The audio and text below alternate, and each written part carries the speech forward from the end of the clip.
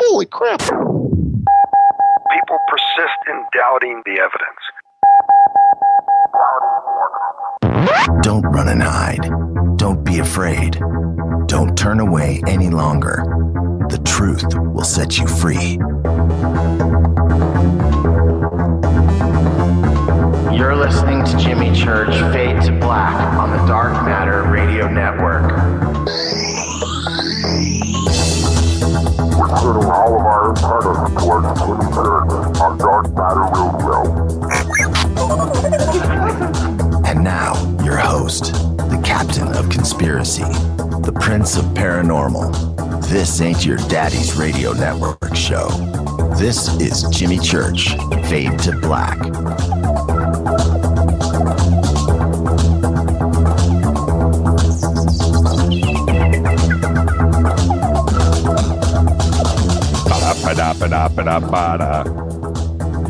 Ha! All right. In the chair. Bring it down, bring it down, bring it down, bring it down, bring it down. The quiet chair. That's right. Little bacon grease. All right, everybody. How you doing? This is Fade to Black. Bespoke radio for the masses. Today's Tuesday, January 13th. 13 days into the new year, 352 days left. We are live from the truthfunders.com studios right here in Burbank, California. Truth Funders, the #1 crowdfunding platform for paranormal films, research, expeditions, and inventions of the unknown. For KJCR and the Dark Matter Radio Network, that's my host voice. I'm your host, Jimmy Church. What's going on? Oh, I forgot Humble. Oh, man. Just love Twitter, man. It gets me geeked up before the show. Friggin' Barrett tweeting, making me answer tweets. The countdown clock is going in the studio. I've got stuff to do. And Barrett is asking questions. What is up with that? Welcome, everybody. Everybody all around the world, all across the United States, hither and thither, to and fro, back and forth, north and south, up and down, east and west, far and near. Welcome. This is Fade to Black. Big salute to the proud men and women. Start over, Jimmy. Michael Anderson just tweeted, I heard Jimmy was a disinfo agent for Cobra. Cobra? Isn't Cobra an insurance? Doesn't that have to do with insurance? What is up with that? Where was I? Big salute to the proud men and women in uniform. Without them, there is no me. There is no you. There is no us. Freedom of speech is what this show is all about. Still getting a lot of email, by the way, about Montauk Chronicles. It seems to have changed a lot of people out there. Yeah, right? See, Jonas? Cobra, life insurance. What? I'm a Cobra disinfo agent. Oh, man. But anyway, Fader Cinema was a big success, and I really hope that we get a good crack at it this Saturday, and we can top that. I mean, how do you top that? But we're going to pull that off. We are going to pull that off. Faders.org. If you are not a Fader-not, go over to faders.org, www.faders.org. I don't even think you need the www. I think you can just go faders.org. It's free. It's fun. Phone the neighbors. Wake the kids. Become a Fader-not today. Come hang out with us. You can do that. Follow us on Twitter at JChurchRadio. That's what you want to do. The J is for Jimmy. The church is for church. Radio is for radio. J Church Radio. Easy. Go figure it out.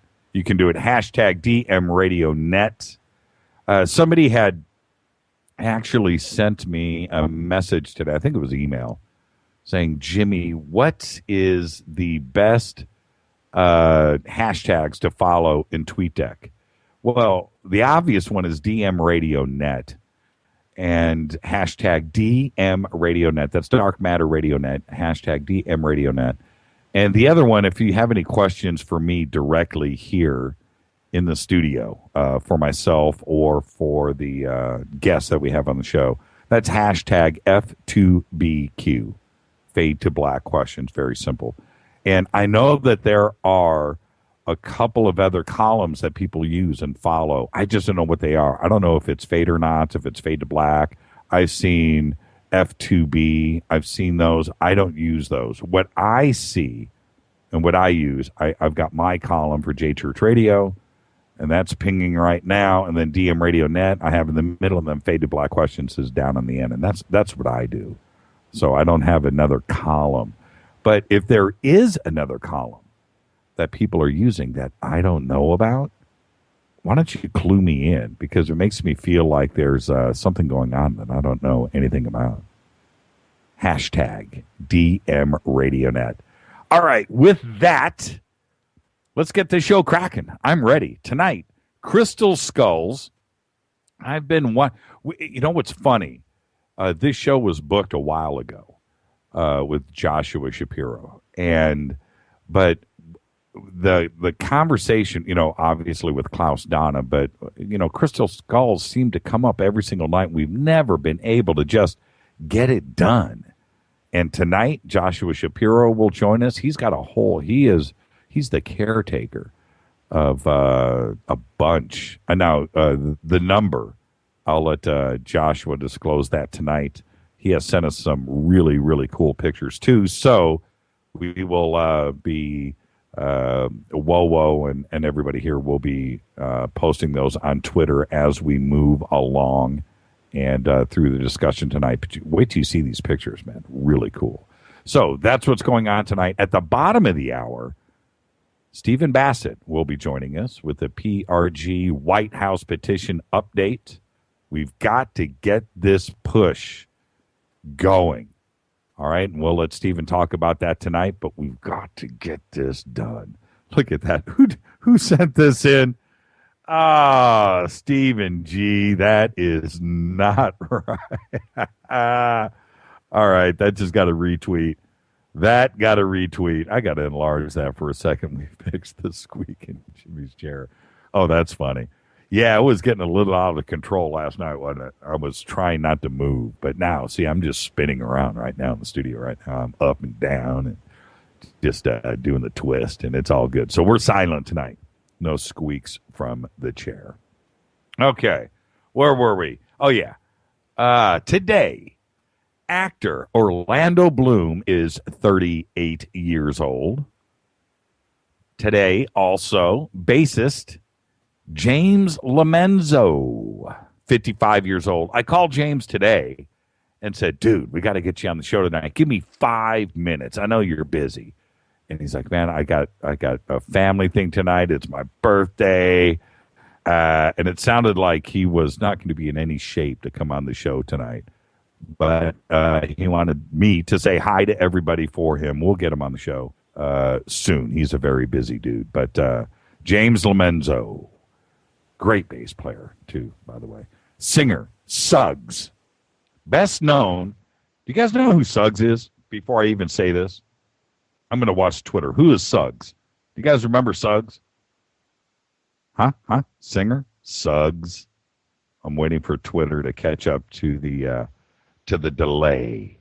Suggs, best known as the lead vocalist of the ska group Madness. Remember Madness? He's 54 years old today. Now, how does Suggs make the cut? He makes the cut from that one, a bunch of great songs. But One Step Beyond. That's right. That's a great song, man. Suggs, 54 years old. Our dead guy's birthday today is guitarist Tim Kelly. Tim Kelly was born in 1963, died in 1998. Kelly teamed up with Mark Slaughter and Dana Strum, both who came from the Vinnie Vincent Invasion, to form a new group, Slaughter, in 1988. In all, Tim Kelly released 4 studio albums with the band and 2 live albums. Great guitar player. Great guitar player. And on February 5th, 1998, Kelly was involved in a fatal car accident. He was hit head-on by a tractor trailer. The driver of the 18-wheeler was under the influence of at least 3 different drugs, including methamphetamine, and he was later sentenced to only 3 years in prison. Tim Kelly, that was a great guitar player, and there you go. Those albums with Slaughter, Mark Slaughter, woo, and Kelly, he co-wrote a lot of that stuff too, and he was just a really talented guy. So, not to bum everybody out, what you want to do is you want to remember guys like that. Tim Kelly was absolutely amazing, and one of those unsung guys, left this world a little bit too early. And so there you go. Follow us on Twitter at JChurchRadio. That's what you want to do. Hashtag TMRadioNet. Shoot me an email, Jimmy@JimmyChurchRadio.com. You got any comments about the show? You want to hear from a certain guest? You want to recommend somebody? You've got a friend? Whatever. You can do that, Jimmy@JimmyChurchRadio.com. You can also go over to the contact page. Very simple, where we use special non-NSA encrypted computers. You can get it done right there. All right. Over on Facebook today, and I wanted to save this for Twitter because my eyeballs popped out of my head. Michael Oeming, the cartoon illustrator guy, the guy himself, Michael Oeming, sent me this in Facebook, and he said, "I just saw gas for under $2. $2. And I believe, Michael, I know you're listening right now, and if you want to tweet in, you can. I believe Michael is in the San Francisco area. Michael, am I right about that? I could be wrong. Could be wrong. You could be on at a secret location. I don't want to reveal it. But Michael, where are you that you saw gas for under $2? And on this program over the last month or so, we've been talking about the plummeting gas prices. I think only one person has tweeted in that they've got gas for under $2.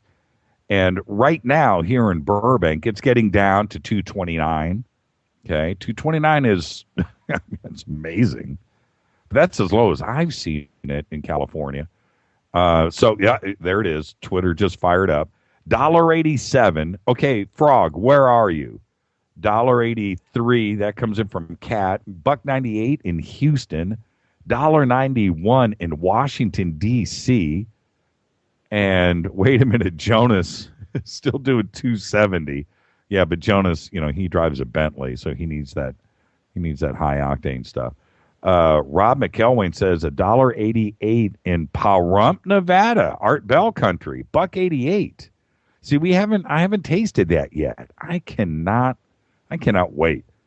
I mean, $1.59 in Ohio, Toledo, $1.86 in Ohio from Bob, but $1.59, that's the cheapest I've seen yet. Can anybody beat? Yeah, see, $2.27 in Connecticut, that comes in from Mike. $1.66 in Tulsa, $2.18 for LJ3, $1.89 in Phoenix. Wow, and that's coming in that's Keith from the Network Hub in Phoenix. Says $1.89. $2 at Costco in Birmingham. Yeah, wow, really? Okay, 89 cents in Ontario, Canada, but that's per liter. So I guess, yeah, they're under $2. And I don't see the one guy I asked for. $1.95, Nethead. $1.90. Wow. But Vermont, yeah, so we've still got a few people out there, including myself. Mount Vernon, Maine. It looks like Connecticut, Maine. $1.68 on Lamar Avenue in Memphis, and that comes in from $1.95 in Holland, Michigan. Wow, okay. Is it here? Is it here to stay? Laura Lee, 273. Laura Lee, where do you live? 273. But she's probably, that's a high octane stuff. Her and Jonas go to the same place, apparently. But yeah, is it here to stay? I have a weird feeling about this. I think our government is really trying to run Russia into the ground. And the only way that they're going to do it is by keeping oil that cheap. $1.72 in Southern Illinois. Now I just watched, I'm looking now. Okay, so that was 123 tweets that came by. And out of those 123 tweets in the last minute, 3 were over $2 a gallon. Everybody in the United States right now is enjoying sub 2 gallon gas. When was the last time? I was thinking about that today. And I've got to go back to, I'm going to say 2002, 2003. I remember seeing $1.48 a gallon, and then it went up to over $2 a gallon in like a month, and it's never looked back.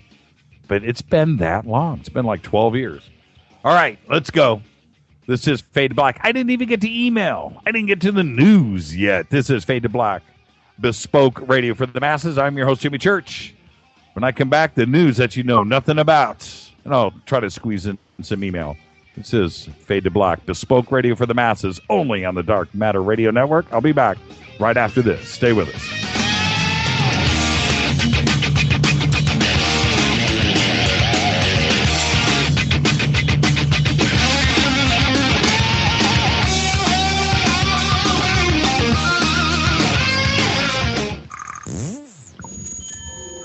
You're listening to Jimmy Church, Fade to Black on the Dark Matter Radio Network. What's up, revolutionaries? It's me, Jimmy Church. Do you have an IRS or state tax issue? Well, I did, and I called national tax experts. My problems were fixed, done, fini, and man, I got to tell you, it was a relief. National Tax Experts are a recognized tax office that services clients in all 50 states. Doesn't matter where you live. Give them a call. I'm telling you, they take the time to understand each and every client's individual financial status as well as their financial goals. And that's exactly what you need, my brother, when you're taking on the evil 3-letter. So, seriously, give them a call today at 1-877-909-5444.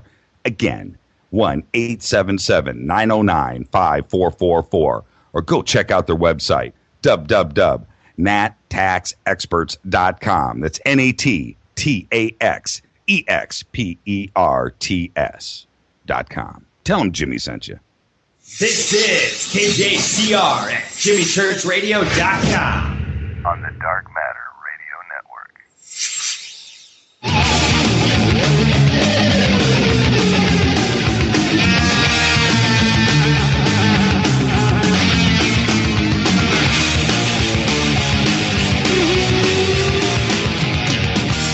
All right, welcome back. Fade to Black, bespoke radio for the masses, only on the Dark Matter Radio Network, brought to you by Truth Funders. TruthFunders.com. Get her done. All right, I'm your host, Jimmy Church. Bottom of the hour, Stephen Bassett will be joining us. Tonight, Crystal Skulls all night long with Joshua Shapiro. Let's get to some news. Transatlantic passengers taking the JFK to Heathrow red-eye flight. British Airways flight number 114 got a helpful boost from stronger than average winds. Check this out. Reaching near supersonic speeds and cutting 90 minutes off of the scheduled flight time. The British Airways Boeing 777-200 made the New York to London route in 5 hours and 16 minutes last Wednesday and reached ground speeds of 745 frigging miles an hour, riding a powerful jet stream of up to 200 miles per hour tailwinds. The sonic barrier is broken at 761 miles per hour. They couldn't squeeze that last little. Now, only the now retired Concorde, which was operated by British Air and Air France until it was decommissioned back in 2003, bested Flight 114's New York to London time. A BA Concorde made the trip in 1996 in just under 2 hours and 53 minutes. Think about that for a second. I wonder if you can feel it, too. You just know that you're getting pushed. Think about that, man. 745 woohoo miles an hour. Absolutely insane. Can you imagine? You know what? I could be going out on a limb here, but I just don't know if the 777-200 is made to withstand a sonic boom.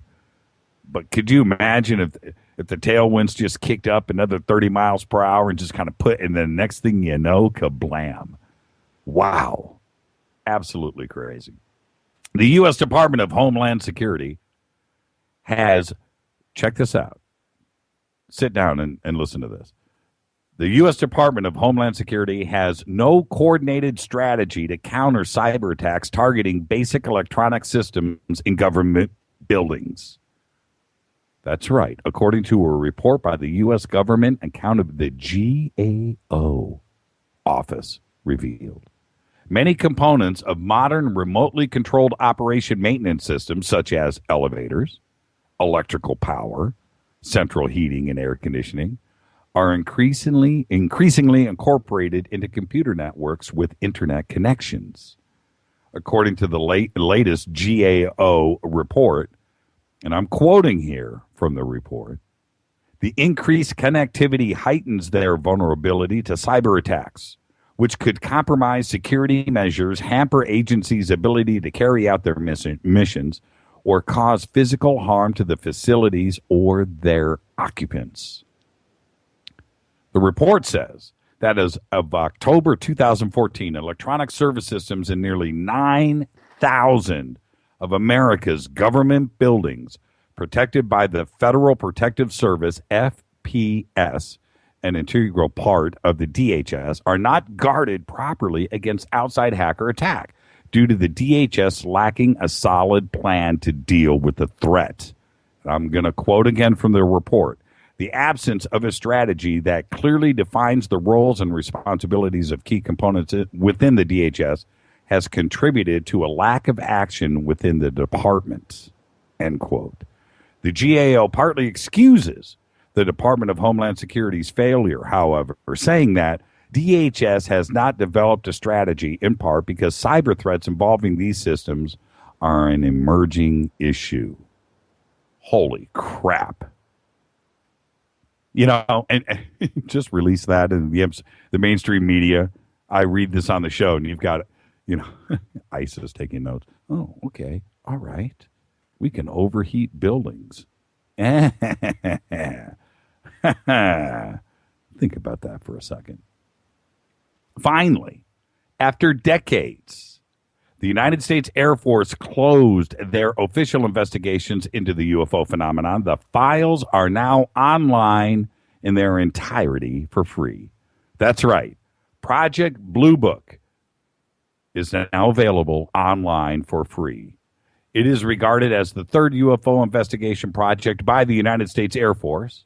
The first was Project Sign, which began in 1947, then Grudge from 1949 to 1951.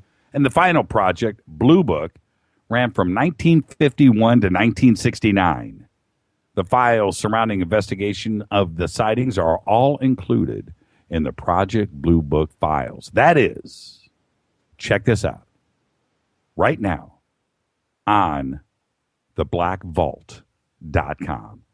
John Greenwald has spent a lot of time and effort compiling everything. Now, you, I, UFO enthusiasts, can go to John Greenwald's Black Vault and see the entire Project Blue Book for free. Do it. Check it out. The Black Vault, one of my favorite websites out there. it's www.theblackvault.com. One of my favorite websites. It's one of the places I go to every single day. Told John today, I said, hey, man, I got to mention this on the show tonight. And seriously, thank you for all of your efforts. Go check it out right now. Project Blue Book, theblackvault.com. Up in Seattle, a black Labrador named Eclipse just wants to get to the dog park. That's right.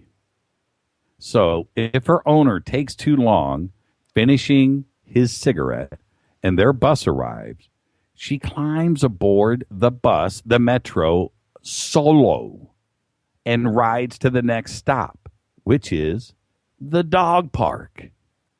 She gets off the bus. I'm not kidding about this. KOMO TV up in Seattle reports that a local radio host, Miles Montgomery, was amazed to see the dog get off the bus without its owner at the dog park. The dog's owner, Jeff Young, and the dog, they live right near the bus stop. And that's it.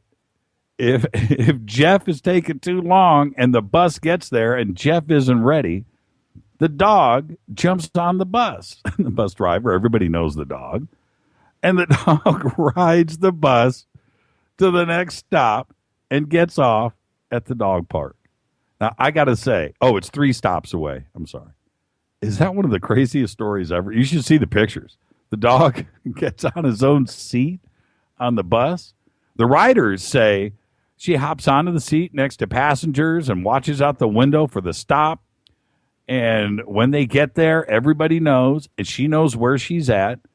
And she jumps off the bus at the dog park. A Metro Transit spokesman from Seattle says the agency loves that the dog appreciates public transit.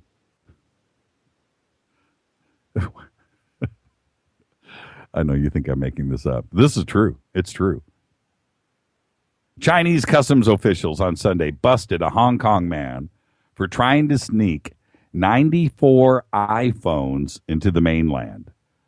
Yep, by strapping them to his body. The man caught attention of inspectors at the Fushan crossing in Shenzhen, a southern Chinese metropolis bordering Hong Kong, when he walked like someone carrying a heavy load.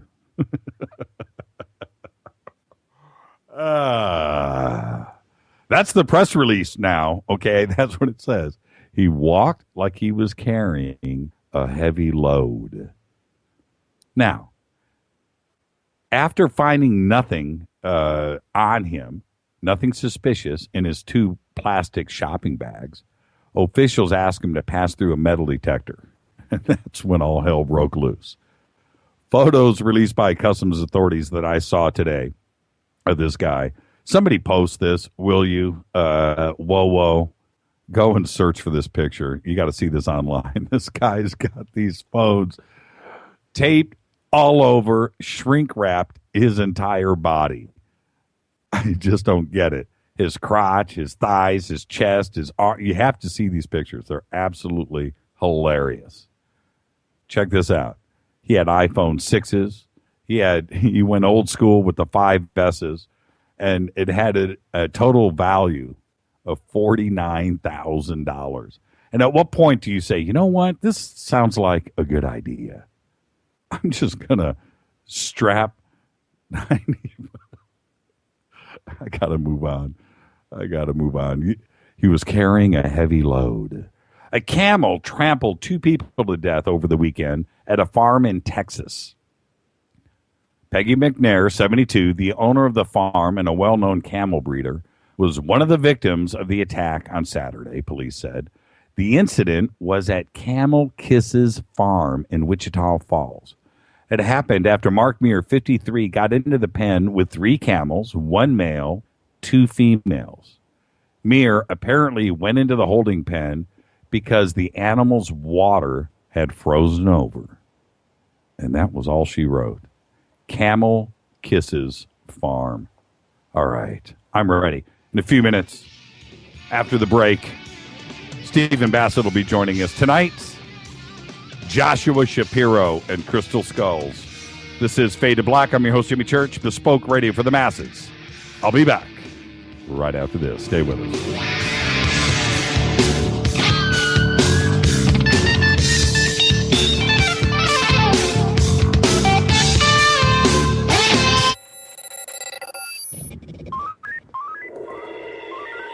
Way out here, we listen to Jimmy Church on the Dark Matter Radio Network. Dark matter. Dark Matter. Dark Matter. Dark Matter. Dark Matter. You're listening to Fade to Black on the Dark Matter Radio Network. ¿Qué tal, mis amigos? Yo soy Mario Carzón, el tiburón, y los invito para que escuchen a mi buen amigo Jimmy Church Radio. ¡Claro que sí! Oi, oi, I'm Reese Evans. You're listening to Jimmy Church. This is Revolution. The revolution will not be televised. The revolution is on radio.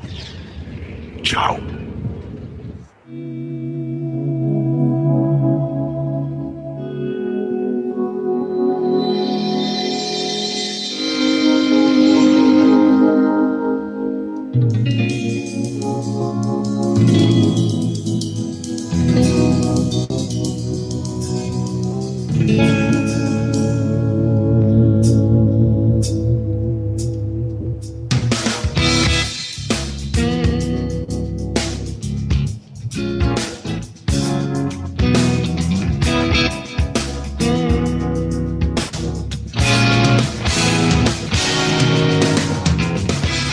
All right, everybody, welcome back. Fade to Black, bespoke radio for the masses, only on the Dark Matter Radio Network. I'm your host, Jimmy Church. Tonight on the show, Joshua Shapiro will be joining us. The next break, Joshua is a known crystal skull explorer, and it will be a night of crystal skulls. But first, we have on the line our good friend, Stephen Bassett of PRG. Stephen, how goes it? Goes fine. I'm doing my thing in Washington, D.C., and trying to stay out of trouble. Stephen, I'm just going to let that go for now, okay? Mm-hmm. All right, but you've got your work cut out for you. I mentioned on the show last night we've got to get a final push going on this petition, and we made a very aggressive Twitter run last night. We'll be doing that again tonight. Mm-hmm. And so where do we stand right now? What's the good word? Well, at the right now on the White House website, under We the People, there are 89 petitions that are posted. Of these, 16 are frozen. Now, what I mean by that is that they've achieved 100,000 signatures, but they haven't gotten a response yet from the White House, and so they remain up. But they can't take any more signatures.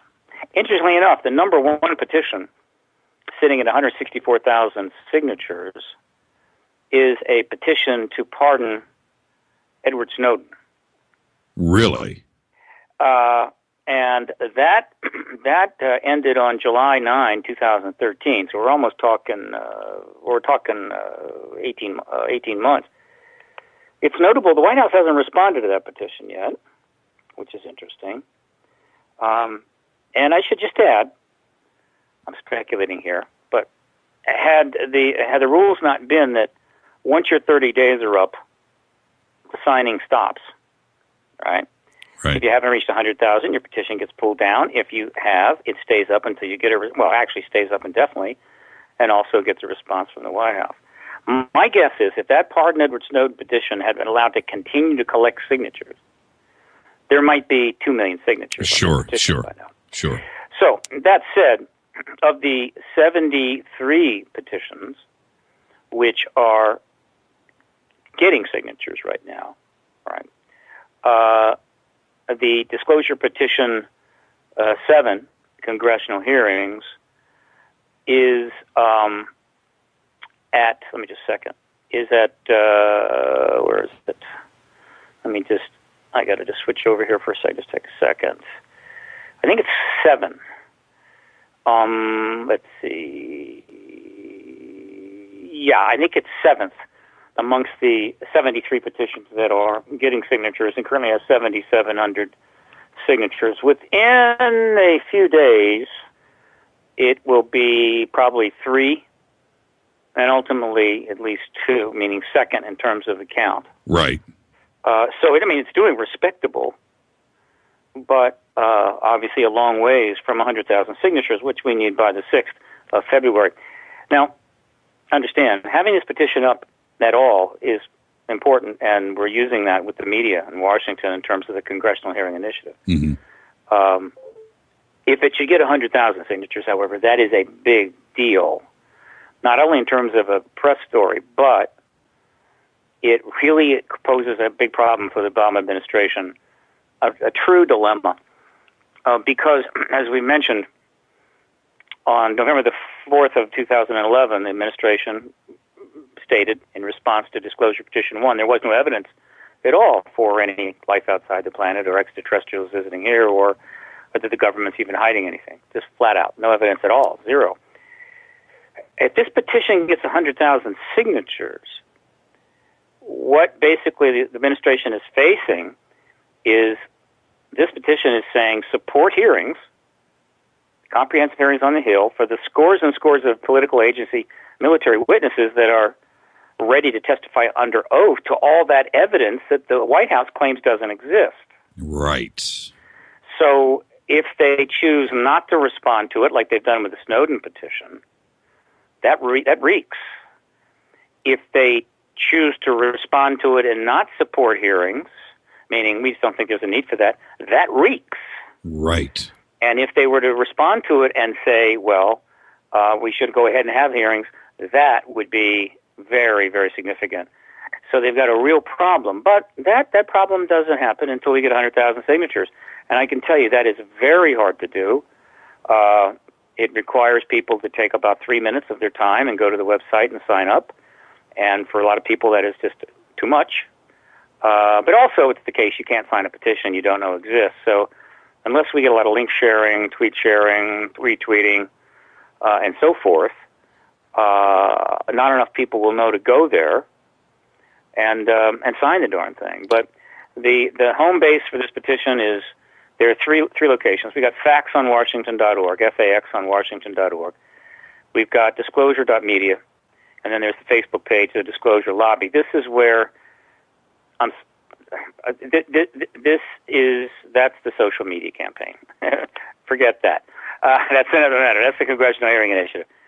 The petition home is disclosurepetition.org, where you can see immediately the direct link to the White House petition. Of course, it's turning up all over Facebook, so it's not hard to find, but at disclosurepetition.org.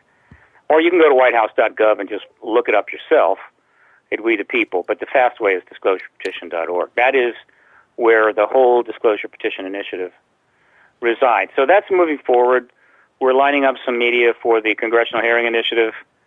Meetings will be happening on the Hill pretty soon. We're sort of letting this current fiasco, this current disaster, this current awful thing, there's always one every week, settle down a little bit. Right. Because it's getting virtually 24/7 coverage.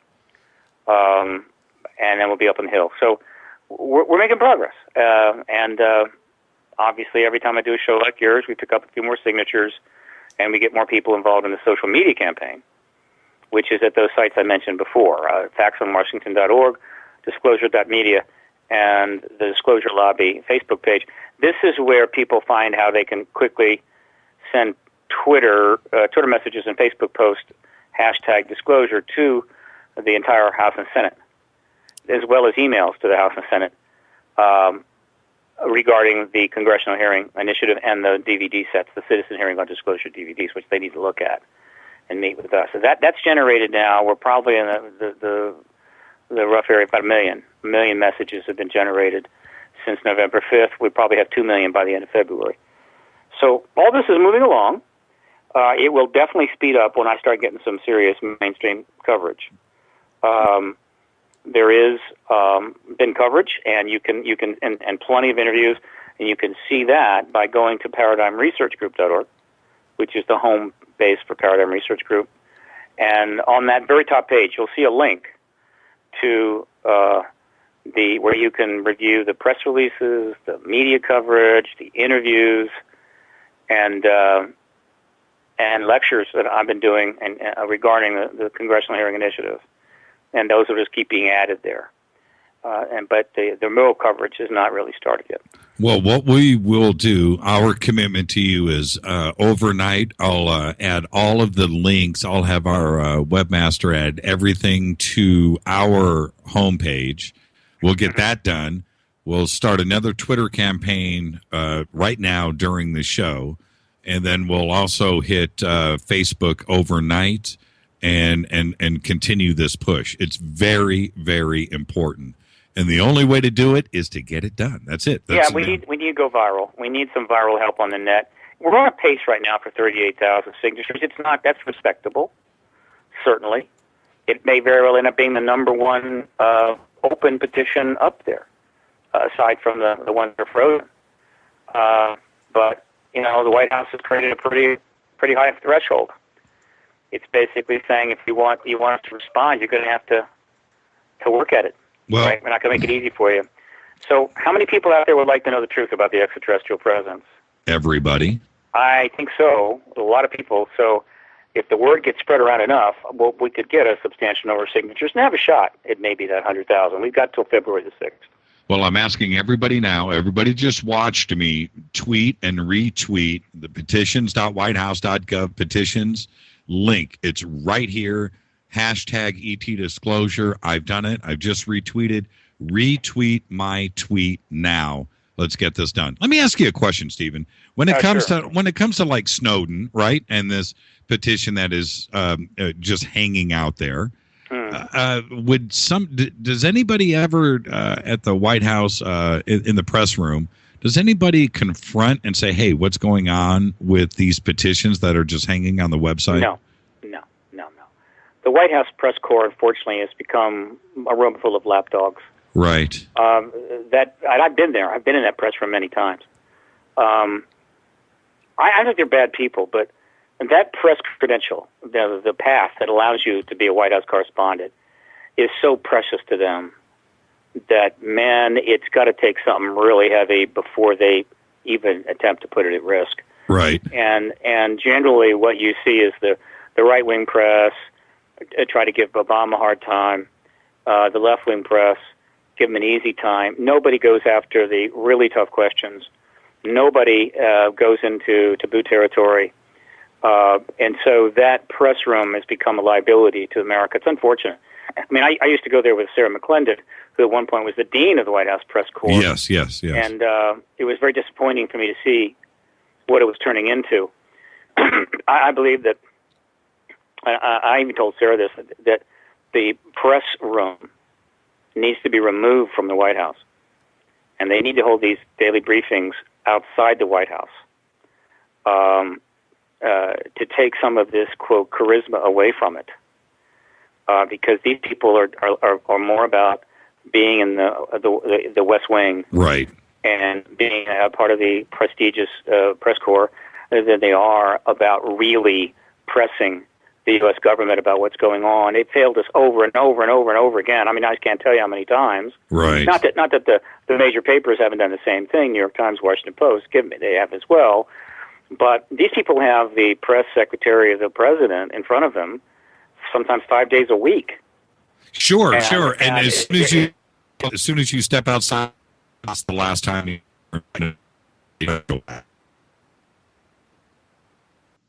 All right, everybody, welcome back. Fade to Black. Little internet outage all the way across Los Angeles County. Absolutely bizarre. But we are back. Fade to Black, Bespoke Radio for the Masses. I'm your host, Jimmy Church, and we are set to go.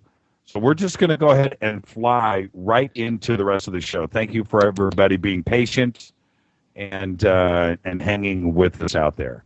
Let's do this. Joshua Shapiro is known as a crystal skull explorer. He has worked with various friends over the years to offer numerous special public events related to the crystal skulls, including recently various festivals and conferences where several crystal skulls and their guardians have come together. Joshua first saw an ancient crystal skull in San Jose, California in 1983, made from amethyst, a quartz crystal, which is known as Amy. Over the years, Joshua, now working closely with Katrina Head, has given numerous presentations throughout the U.S., Europe, South America, and Australia. He has also a crystal skull investigator and author and the co-caretaker of more than, 10, I think the number is greater, crystal skulls. I would like to welcome to the program, to Fade to Black for the first time, Joshua Shapiro. Joshua, are you with us? Yes, I am. A great honor and privilege to be here with you, Jim. Thank you, and thank you for writing out this internet outage. That was a pretty bizarre thing to go through, but welcome to the program. Welcome to Fade to Black. Thank you. Well, you know what they say. I've had this happen before where I've been actually was on internet video where right before my interview started, it just didn't work. So crystal skulls are crazy things. Maybe that's to show your listeners how powerful they can be at times. You're right. Right. Yeah. It was pretty bizarre. I saw a couple of indicators here in the studio that the signal was getting weak, but nobody was reacting, and the only reason why they weren't reacting was because the internet at that point was completely down. So I wasn't seeing anything on Twitter or email, and of course my cell phone runs through Wi-Fi, so I wasn't getting any text, and I was just rolling along. I was doing the show. Nobody heard anything. So funny. Okay, so you know what? Let's start here. Let's start with this. This is an open-ended conversation. We're just going to start where we start and end where we end.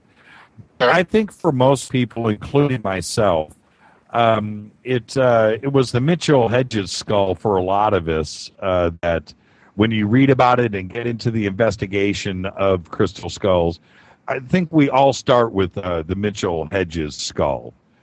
So can we kind of start there and then move forward? Is that okay? Yeah, sure. I've been in the presence of it, and I would have to say, after being involved with crystal skulls for, I don't know, over 30 years now, that's been the one that has most profoundly affected me out of everyone I've seen, including any of the ones I personally have. So now, what aspect of the skull did you want to talk about? Well, first off, its discovery was down in Central America. I believe it was in Belize. Correct. Okay, so let's start there. How was it discovered, and how did it make its way back to the United States? Okay, well, what happened was there was a famous explorer, F.A. Mitchell Hedges, who had a sensing that if he explored in Central America, he would find evidence of lost Atlantis. So he was able to secure the right to explore in British Honduras, which at that time was a colony of England. So he had to go through the British government. And he made an agreement with, I believe it was the British Museum, and also I think it's called the Native American Indian Museum in New York, that any artifacts that he found in his exploration, that they would go to those two museums. So he went there in 1923, and at the end of the year, his adopted daughter, Anna Mitchell Hedges, joined him on this expedition.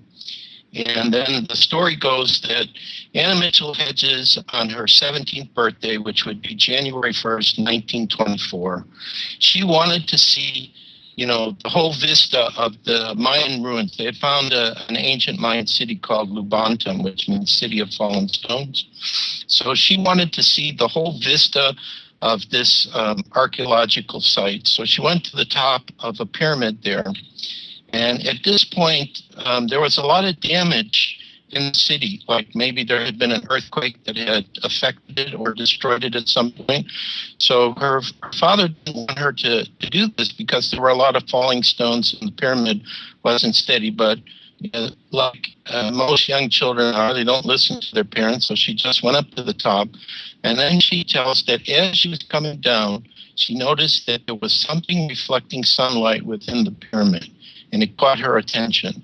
So she went to her father and she said, "Father, there's something magical inside the pyramid." He said, "No, it's a piece of glass." But she had this, I guess, intuitive insight that it was important. So he got the local mine natives. They went to this place in the pyramid. They start lifting heavy stones. And then they created a hole just big enough for her to get into. So they lowered her down. She went to where she was seeing this reflection. It was an object. She put it in her sweater, covered it up. They brought it out, and this was the top part of the Mitchell-Hedges skull. Now, the Mitchell-Hedges skull, of course, is two pieces. The lower jaw is separate from the top part. So she found the top part of the skull. The lower jaw didn't come with her at this point.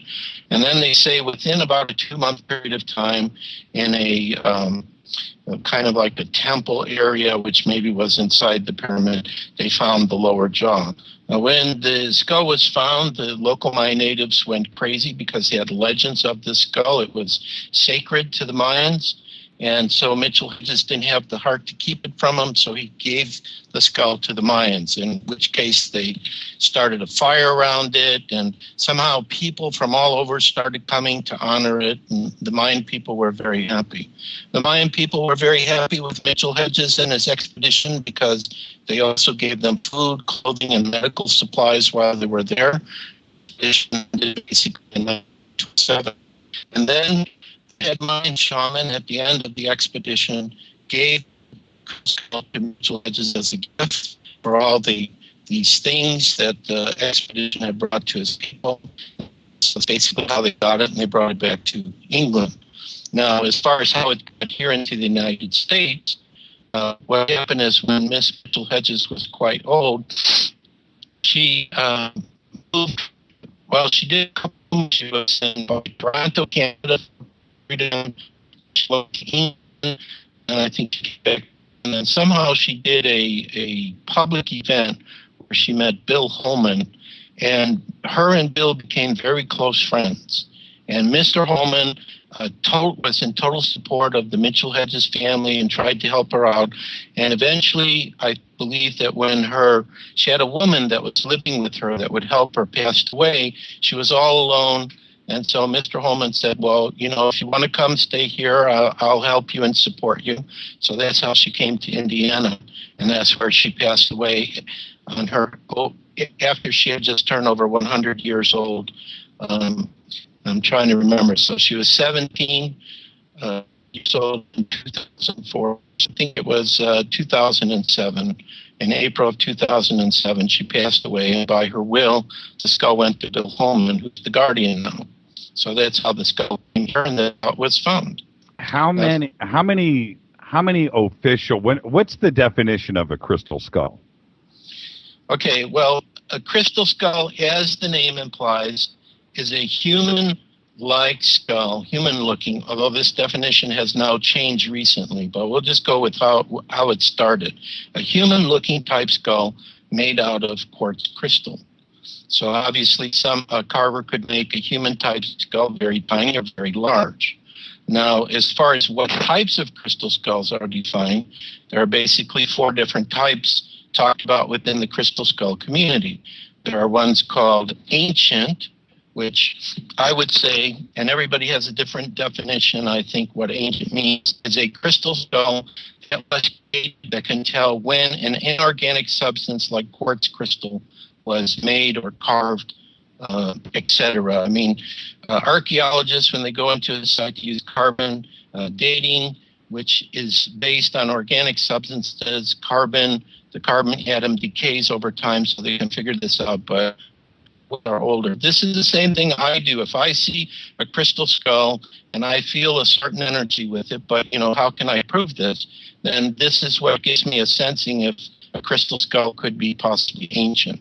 Naturally, everybody wants to claim their crystal skulls are ancient, especially if they're into selling them, that supposedly this gives them greater value. But after I finish my definitions, I will say one other comment about crystal skulls in general, which I think is important to know. Second classification of crystal skulls are called old. These would be crystal skulls that were made over 100 years ago and up to 50. Possibly there could be some of the indigenous cultures like the Mayans, Aztec, etc., who could make in Mexico, because we do find crystal skulls which you get this kind of sensing that they might not be ancient, but they could be quite old. Then we have modern crystal skulls, which of course carvers in China and Brazil, which are the two primary places where there are carvers doing this, but I have met carvers in other countries as well, Switzerland, here in the United States. I just had a phone call from an old friend who is a carver of crystal skulls that doesn't live too far away from where we are here in Seattle. So those are the contemporary ones. Now, what's come up for us within the last few years, which I also talk a little bit about in the last book that I published, Peru, which we could talk about later if you want, is a ported crystal skull. We have one of these. Now, what does a ported crystal skull means? It means a crystal skull basically that's coming from the ethers. In our case, with the one that we have called Krishna, it came through a medium. The medium on this day that we were in one of his meetings where Spirit was speaking through him, he not only apported this crystal skull came through a vortex through his mouth, but there were also other gemstones that came through, at least 40 or 50. I think the skull was one of the first, and as soon as it came out, the medium knew and the people working with him that it was supposed to come to us, because he gifts these things to people. He also claims that he had another skull that apported from the ceiling in his bedroom and landed on his bed at a time thereafter. And I also heard a rumor that his teacher, who actually taught him how to become a medium, also in New York City, has some of these apported skulls.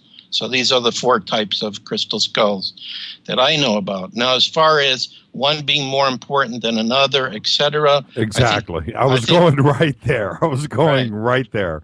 Right. This is a very key issue, which both Katrina and I agree 100% on. Every crystal skull, whether it is a modern-made one or a very, very old one, which is what I call the ancient ones, because I think this term ancient is being abused now. So regardless of the age and the creation, they are all important. Each one carries specific type of energies. Perhaps the very old ones may be a little more intense than the new ones, but one of my skulls, Portal de Luz, which is a modern-made skull by my friend Leandro da Silva in Brazil, who is a master carver. I had that skull sitting in front of a Mayan shaman from Guatemala. I'm not going to say his name. I do not want to embarrass him, but he thought that my skull was an ancient one. I think he thought so for 2 reasons. Number one, Leandro is very good. His carving is very accurate. We actually have a rose quartz skull called Rosalita, which is done by a master Chinese carver that's very, very accurate. He has 2 pieces, separate jaw, and very close to a human bone skull. Doesn't have the, I don't know, what did Anna Mitchell Hedges say about the Mitchell Hedges skull? These little nooks and crannies on the top part like the human bone skull has, doesn't have that. But as far as, looking like a human skull, this rose quartz skull we have. But I think the other reason the Mayan priest didn't know what he was seeing is because Portal de Luz, this smoky quartz skull we had, was in a Mayan ceremony in Sedona. When I received it, I was at a conference. I received it as a gift. And there were Mayan priests from Guatemala who worked with him. They did a Mayan sunrise ceremony. And Portal de Luz was next to what I believe is one of the ancient skulls called ET that Yoki Van Dieten has, who's from Holland, although I believe her son now has these skulls in Canada. And possibly being around all these ancient skulls at this conference and all the different places that we've taken Portal de Luz, it's picked up a lot of different energies, because that's what I believe quartz crystal does. It records frequencies of everything around it. And so when the Mayan priest held it, and had picked up all these frequencies, plus how we work with the skulls ourselves, I mean, it's possible if you believe in past lives. And I believe for myself, I've been very involved with crystal skulls over many lifetimes. Atlantis, Mayan, I think in Peru, many places. So I think every crystal skull has a place. And also, because the crystal skulls can communicate with their guardians, I talked about this on National Geographic in 2011. I was interviewed for a show that was shown on television. And they they made it sound like I was crazy or something, but we have so many guardians that write to us that are having this experience. It's like with UFOs. A lot of people are seeing UFOs, and a lot of people are saying they're in fantasy. They don't know what they're talking about. They're crazy. But it's the same with crystal skulls. We feel that there is an intelligence that works through the crystal skulls, and it doesn't matter if it's a brand new skull or a very old skull. They have these intelligences, and like the crystal skulls we have, which you're correct, we have more than 10, we have about 20. They're like our children. We talk with them, they help us, we do meditations with them. Sometimes they give us advice. Portal de Luz has sat with me when I'm writing books, and I know that when he's around, it's just like my creative thinking and process just goes so smoothly and easily. So I just think that they're fantastic tools which are able to channel frequencies of energy from many different dimensions or planes of existence. And when I saw me, which you mentioned in my introduction, which is the first crystal skull I ever saw, the message that I received, this is the whole reason, because of this message, why I'm still going strong.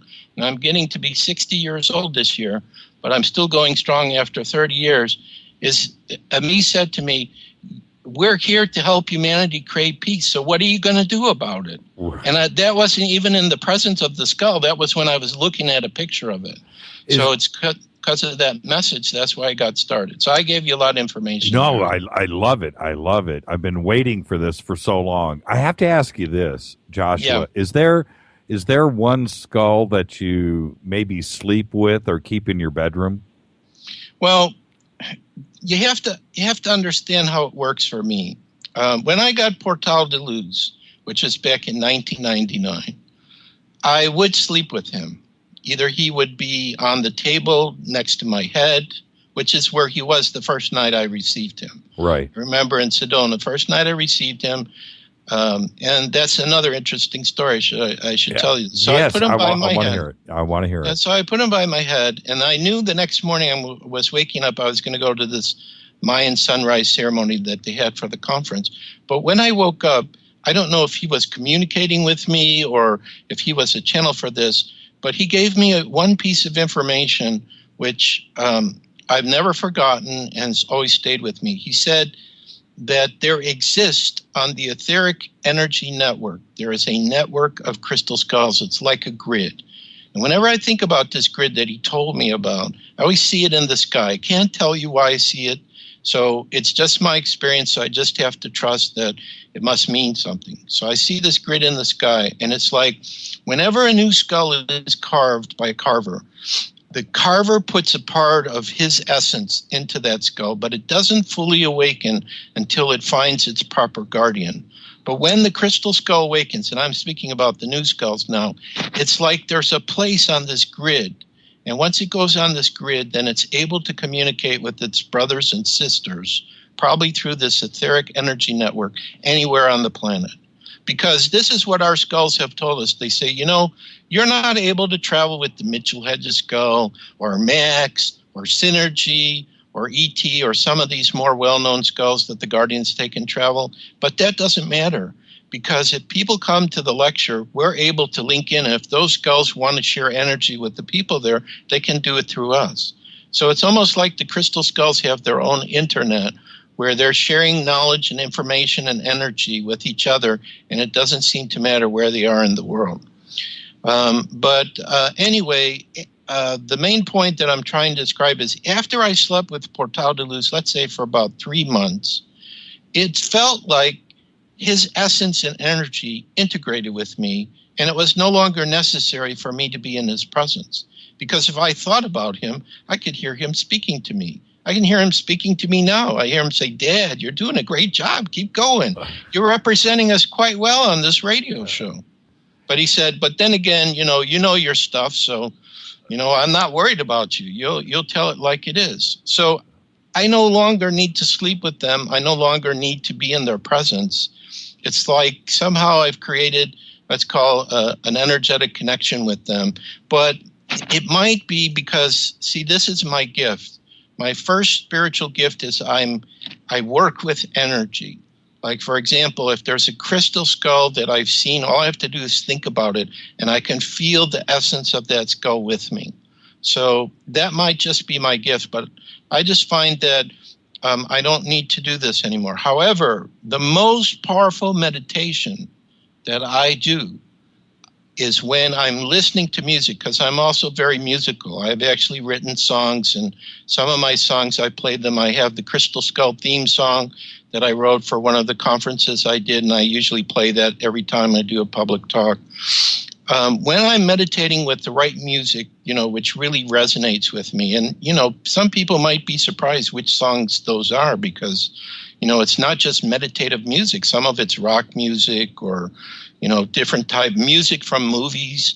It's whatever I listen to. When I listen to it, it's like, I get a buzz, I feel high. Also, I read in your profile that you work with musicians, so I think you know what I'm talking about. I know exactly what you're talking about.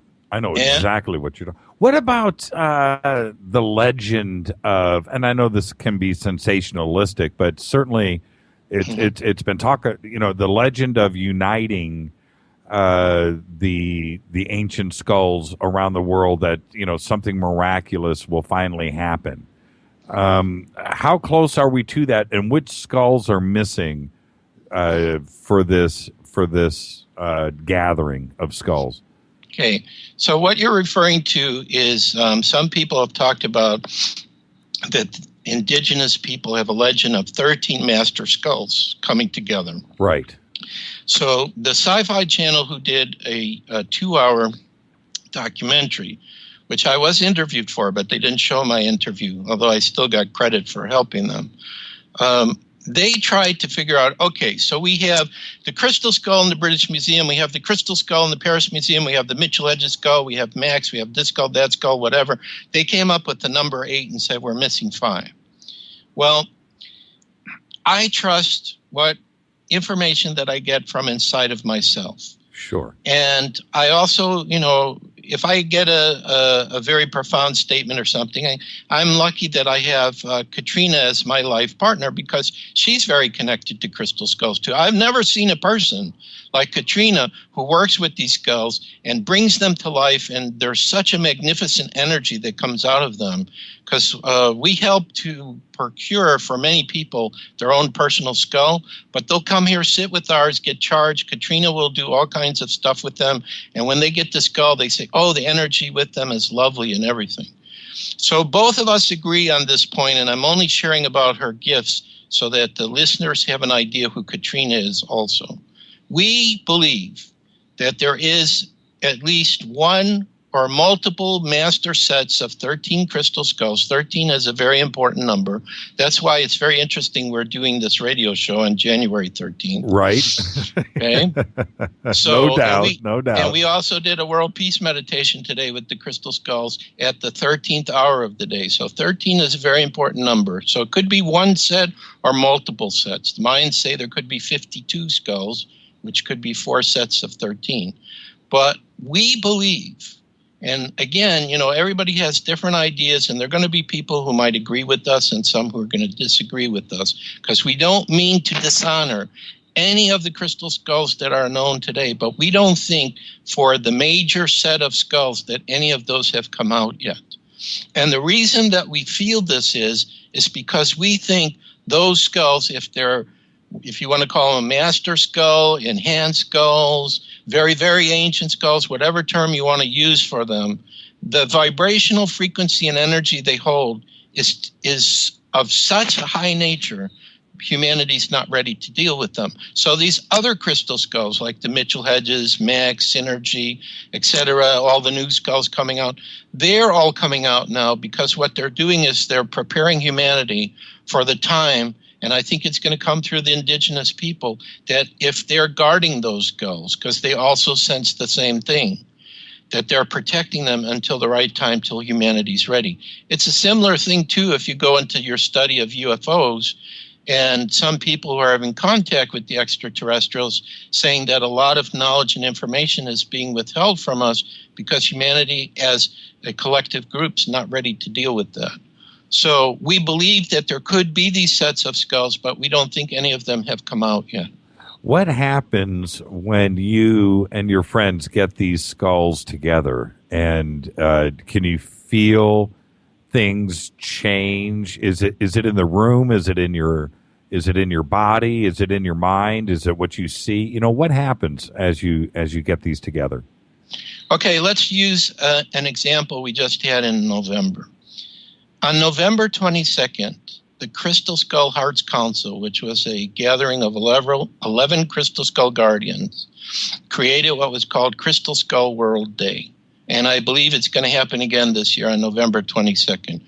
What this day was for any Crystal Skull Guardian to do a meditation at 3 different times during that day. But also there were public gatherings. I think there were about 15 public gatherings that I know about. So we created one here in Tacoma. So we had 20 people, and they all brought, crystal skulls they had. I mean, one lady has, I don't know, Lynn and her partner probably have like 200 or 300 skulls. I don't know how many they have, but they have a lot. But she only brought maybe 5 or 10. But we had about 40 or 50 skulls there. Ooh. Now, for people like Katrina and I mean, we have crystal skulls in our house. We have crystal skulls people are buying coming through. So we're accustomed to being in that energy field. Right. So we didn't feel anything. But several people came up to me after we did the meditation. They said, before I entered the room for this gathering, I could already feel the energy of all the skulls that were there. So I think to answer your question, really what the effect is it's basically, as I've experienced it, the skulls are emanating an electromagnetic energy field. And this electromagnetic energy field, and this is the only thing that I can say that I know for a fact is true because it happens with all the skulls. Okay, it's an electromagnetic energy field, but each one is different. Each one has a different purpose. Each one has a different way how it affects people.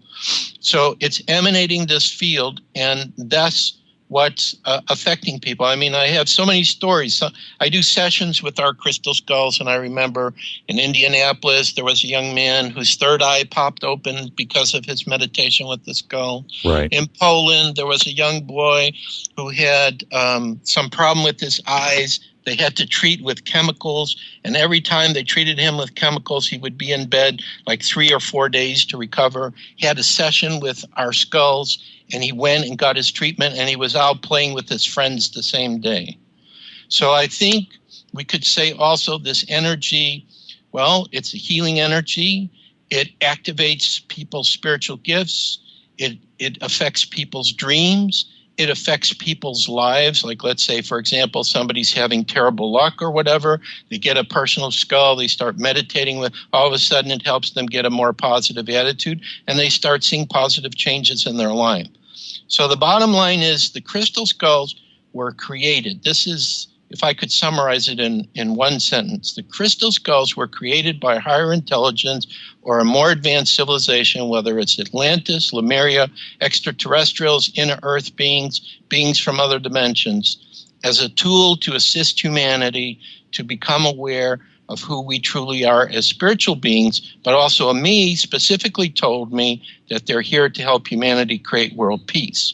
So if there is this so-called set of 13 master skulls, as some people say that there is, then my feeling is when it's time for humanity to have total peace, and I actually have a movie script that shows this happening, then these master skulls will come out and assist humanity and raise the vibrational frequency of the planet, and there will be peace. So that's how powerful they conceivably could be. But for right now, what I see the skulls doing is helping individuals in their lives, whether it's creatively with physical problems or mental problems, emotional problems, getting direction, getting inspired.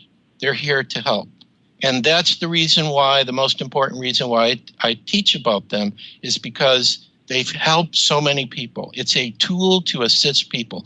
But the crystal skull, at least Portal is saying to me also to remind the listeners that we have many tools, but eventually these tools are helping us to remember that everything we need is already inside of ourselves. We are each so powerful. And that's another part of their purpose, is to remind us of who we truly are. So it's been an amazing journey, as you can imagine, working with all these different crystal skulls and listening to the stories of people as well as our own experiences, which are never ending. Is there a pair of skulls, and I want you to think about this for a second. Is there a pair of skulls that when they come together, like they're in the presence of each other, that it's like a little bit out of control? I mean, you know, that it's just magic from the word go? Well, as far as two ancient skulls being together like that, I haven't seen it, but I've heard about a couple of skulls that have come together that really have that magic. And also I've heard a story related to synergy, which is the crystal skull that Sherry Whitfield has, that it has a twin which is being guided by people in Australia, primitive people in Australia. Right. So I would imagine if those are two twin skulls and they came together, they would be quite powerful. One of the things I've noticed with our skulls, like I said, we have about 20, is let's say there's a new skull that comes into our group. So it takes a little bit of time for the group to kind of synchronize with the energy of that skull, but eventually it does, and the energy is very harmonic. Right. You know, it's very balanced. But then there has been times where, like I remember at a conference in Holland, where a person brought jade skulls, which were very powerful, with a jade skeleton. But the jade skulls didn't seem to be in harmony with the crystal skulls. Interesting. So, but, you know, people still were getting help, but when they were together, it was almost like they were working against each other. Right. And which I have to ask the question, have you ever had to, do the skulls talk to each other and maybe tell you he's got to go? That skull over there in the corner, number 3, is not cool. And I'm not being funny about this. Yeah, absolutely. I understand your question. I wouldn't say that's the way they talk. I mean, you know, we're trying to put kind of like how we talk with each other as human beings over how would the skulls talk to each other. What the kind of sense I get from them is they look at humanity and they shake their head because we just create problems for each other. You know, we get sometimes caught up in such small, tiny things which are totally insignificant from the higher point of view. But of course, you know, that's always a judgment made by each individual. I haven't really ever seen them do that. I think, let's say, for example, there's a skull, and this has come up. I've met some skulls in Mexico where they must have been totally misused by civilizations in the past because the energy that was connected to them was, I don't want to use the word, well, you could say it was kind of dark. It just wasn't, you know, it would hurt people, let's say, because it was almost as if these skulls had observed man's inhumanity to man, and that's the energy they recorded. Because I think from the perspective of these crystal skulls, they don't judge the energy that they're recording. This is a good energy, that's a bad energy. They don't think that way. They're just recording what's going on around them. And I know for a fact this one skull that I saw, which I actually got sick from, it didn't have a nice energy around it. So what our skulls would do in the presence is they wouldn't say, well, that skull has a terrible energy, so, you know, you need to give it back to the guardian, tell them to leave, get it out of here. Right. No, the way that they would look at it is say, that's a brother and sister who humanity has not understood and misused, and we need to help that skull. Is there a cursed skull out there? One that nobody wants and can't give away? Well, I have heard that there's a large hollow skull connected to the Smithsonian Institute. I've not seen it. I've only seen it on television. And I understood that the person who laid it on the doorstep of the Institute with a letter said that he had to give the skull away because he had only bad luck around it. So we could say that skull was cursed. So it's possible, you know, that there could be skulls that dark magicians were working with, you know, for its power, to have power over people. I sense that this has happened, but I think that the original ones that were made, which sometimes are what this master set of 13 are called, they have an intelligence and consciousness. And the only one I've experienced like this, I would say, is the Mitchell Hedges, that has its own protection system within it, where rather than take in a negative energy, the skull would destroy itself, because its purpose is to be here to assist humanity. But let's say there were civilizations in the past who saw these very perfect, powerful skulls. What would they want to do? They would try to make a duplicate and copy of it. And obviously they didn't have the technology to create these beautiful skulls, these beautiful old skulls that were created before. So they would create probably a copy, and then they would misuse it or work with it in a kind of a dark way. And so then if we meet those skulls, they would have that kind of energy. Now, one of the things that I notice in dealing with the media is they're looking for these stories about one skull that harmed someone so that they could say all the skulls are no good and to stay away from them. Of course. Right. But what I'm trying to say is that their true intention and purpose was as a tool to assist humanity. But when the technology, how to make them, was forgotten and they were making copies, the copies could possibly be perverted and have these, other frequencies and energies. So sometimes people will actually give us a skull which doesn't have a comfortable energy, and we'll try to help them and work with it in order to try to balance it. But if the will of the skull is too strong and it doesn't want to go in that place, then there might be nothing we can do about it. Now, I do know one time people were having trouble with Portal to lose the energy around him. Mm-hmm. Apparently, I wasn't cleansing him properly, or I wasn't working with him properly.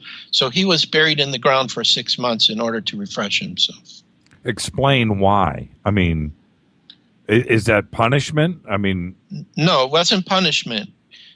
First of all, every crystal skull that's made is made from some kind of a gemstone. Every gemstone will come from the ground initially, comes from the Mother Earth. So the philosophy of putting the skull in the ground is to send him back to the Mother Earth to be nurtured by her loving and kind energy, give the skull a rest, and help it to recharge, and then work with it again. So it's not a punishment. It's kind of like the skull's taking a vacation and going back home. Is there any precious stone skulls, so to speak? Diamond, emerald, ruby, anything like that? I mean, obviously, you would. I'm not talking about size, but I mean, has anybody made one of a precious stone to see what would happen with that? I haven't heard of diamond. I think there's a possibility that there have been some skulls made out of emerald. It's just a question of the ability of the carver to take the stone and listen to how the stone wants to be carved. That's what the carvers have told me. Exactly. And if a stone tells the carver, doesn't have to be quartz, can be, I've seen crystal skulls, and that's the new definition now. It's any type of skull made of any gemstone, and it doesn't have to even be a human skull. It could be an alien skull now, an animal skull, or other, meaning that it's not recognizable as any skull. It's just like Tachula that we have doesn't look like any type of skull I've ever seen. So it could be, the carver's idea. I don't know where it came from. But I don't think diamond has been done. But since the carvers are using diamond tip tools to make the skulls, right, then anything that's not as hard as diamond conceivably could be carved into a skull. I think what it is, if a modern carver is going to do it, especially if it's a gemstone that's quite expensive, then somebody obviously has to have money to pay for it and go to the carver and say, I would like you to take this stone that I purchased and make it into a skull for me. Because, the modern carvers today, that's how they're living. They're selling the skulls, and obviously they're not going to make a skull out of a very expensive stone if nobody's going to buy it. A modern, I'm just going to ask this really quick. A modern quartz crystal skull made today, what's its value on the market if I was going to go out and buy one? Well, I mean, you can get really tiny ones you can wear around your neck, I'm sure, for like $10 or $20.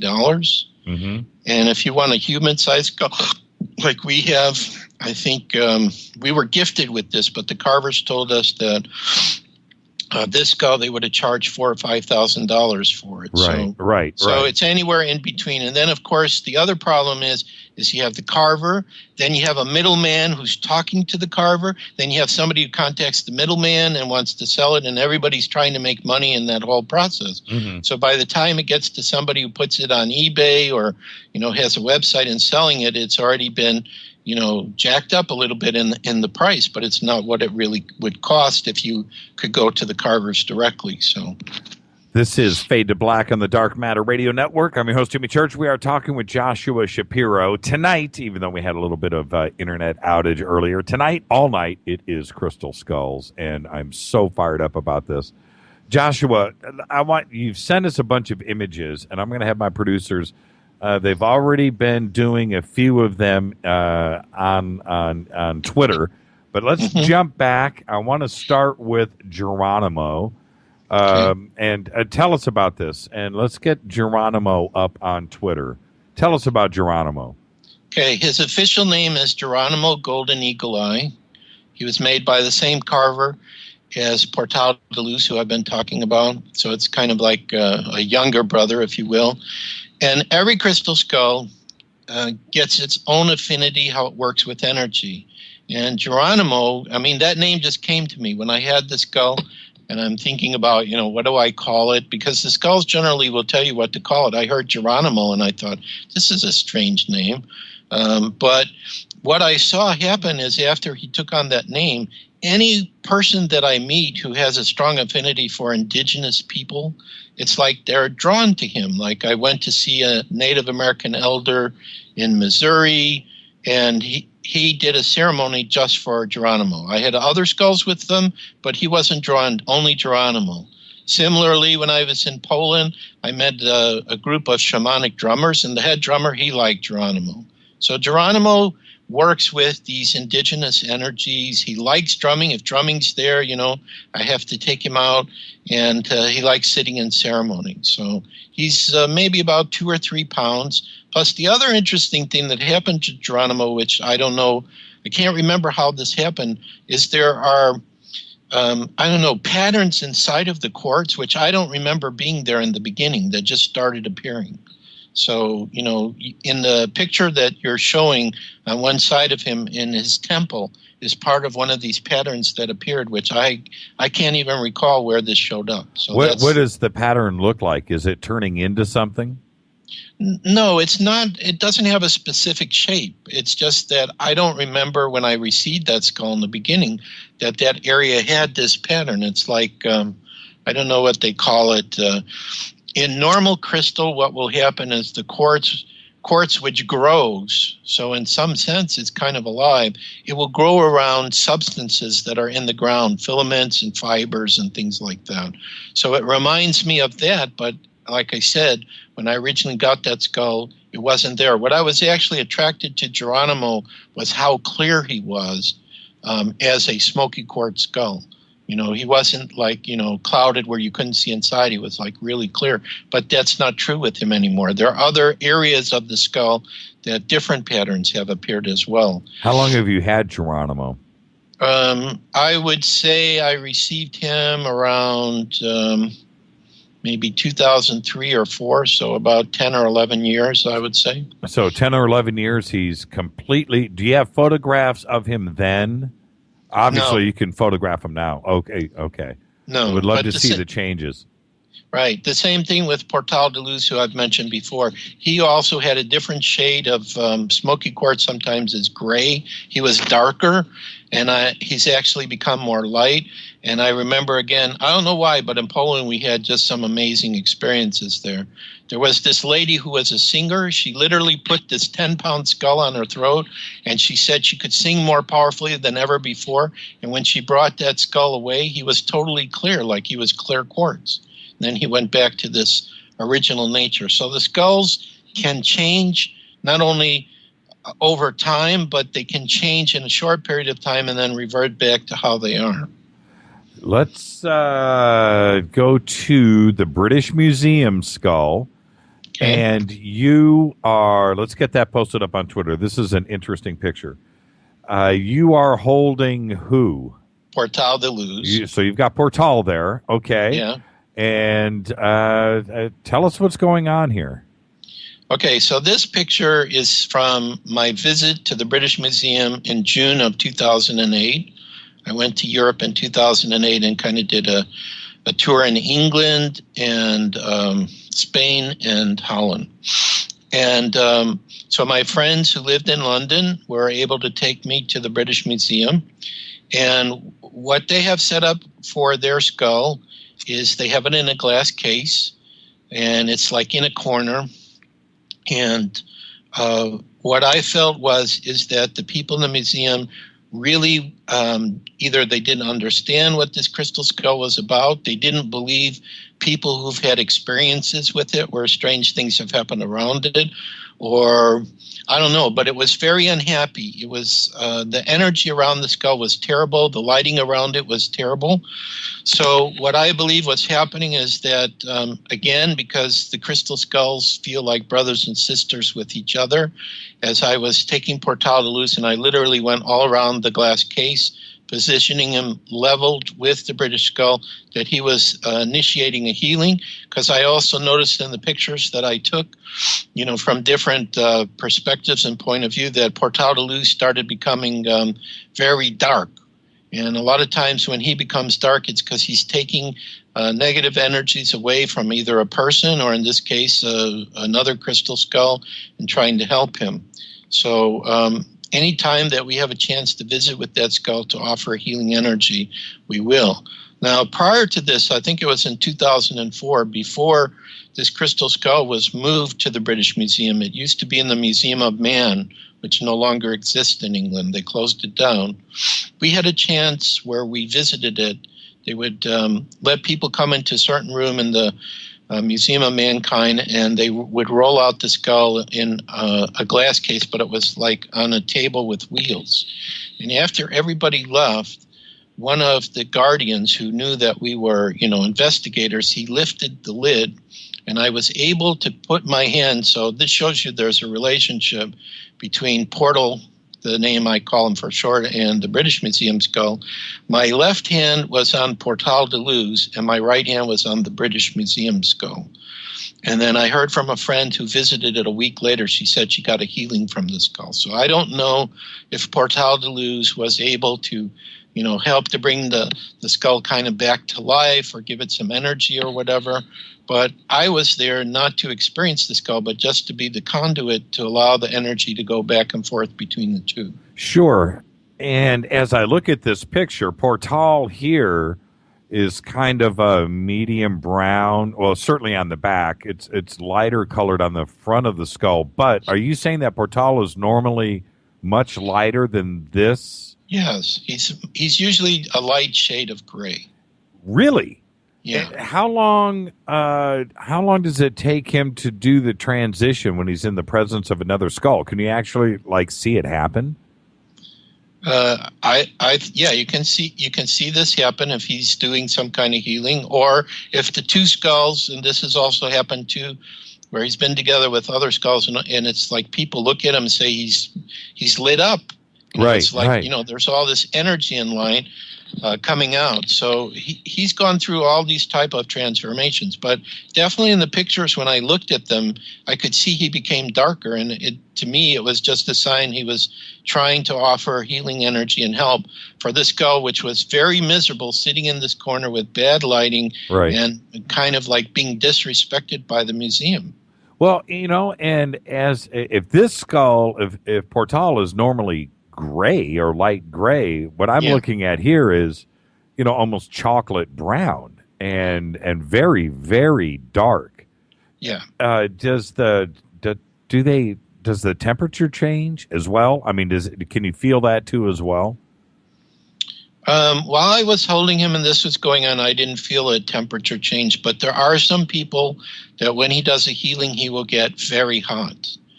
And another thing that was strange is another time when they had the British Museum had this crystal skull on display before it was there permanently like it is now. they had a temperature gauge by it, and a bunch of us came and visited, and we were putting our skulls, like next to it through the glass. And then all of a sudden I noticed one of these custodians came over to that and was looking at the temperature gauge. So I think they also know, too, that the skulls, at least the museum might know, the skull changes its temperature, because I couldn't figure out why is there a temperature gauge in there. I mean, quartz crystal can withstand extreme temperatures, heat or coolness. It's not going to affect it. Right. The atmosphere inside the glass box isn't going to affect the skull. Yeah, it's not a piece of art. It's not a painting. Totally interesting. Okay, let's go to the next picture. Oh, I wanted to ask you about this. Okay, so this one, the one that says Joshua Contact. Okay, and so this is the one that we posted on the web today. Right. Is that Portal? Yeah, that's Portal also. Okay, now wait a minute. Now, okay, get Wowo, get this one up now, Joshua Contact, because I'm looking. This is just a normal coloration here. It just looks like a quartz crystal skull, and you go back to Portal in the British Museum and it looks like a totally different skull. The one that you're holding here looks like it's granite or marble. Totally different, and everybody needs to see exactly what we're talking about here. That does not look like the same skull, and you're telling me that is Portal in both pictures. Yes, it is. Wow. That is fascinating. I need to get reaction off of Twitter here. That is amazing. Okay, let's go to the next picture, which is titled, this is you with Mitchell Hedges. Yeah. So what happened was, as I told you, I was a consultant for the 2-hour documentary that they did in 2008. And I asked them, I said, what if we try to do some research? Are you interested? And they said, yes. I said, I know there's a special device called a meridian stress test system, which is a device that has, what do they call it? I forget the name they call this, but it touches the meridian points. It's sensitive to the meridian points, and it's connected to a computer, and it gives you a value, how each meridian point's doing on your hands and your feet. And each point is linked to some aspect of your body, like an organ or something like that. They have it all mapped out. It's like the acupuncture that they do in the Orient. Okay. So I was able to arrange for a meridian stress test system and the practitioner who knows how to use it to bring it to a high school. And the Mitchell Hedges skull was there and Portal de Luz was there. So that's the reason why those two skulls were together on that day. So the picture you have is after the research was done. I wanted people to see that, we had this opportunity to be with the Mitchell Hedges skull. And Bill Holman had given permission to do the research, and he was actually one of the test subjects. They did not use that as part of their program, but I have all the statistical data from it, and I'm going to have to put it out there one day. I was thinking maybe a future book, or maybe I'll do a report on the internet. But what I noticed is that Mitchell Hedges skull, being a much older skull than Portal de Luz, for the most part, the difference in how people's energy was affected is if the Mitchell Hedges skull was introduced early on, like the person would be tested with that first, and then they would be tested with the piece of quartz we had, which was kind of like just to show the material of quartz, but not carved in the skull, how people responded, and then Portal de Luz. It was like the Mitchell Hedges skull already raised the energy of the person, which affected their results when we tested them with everything else.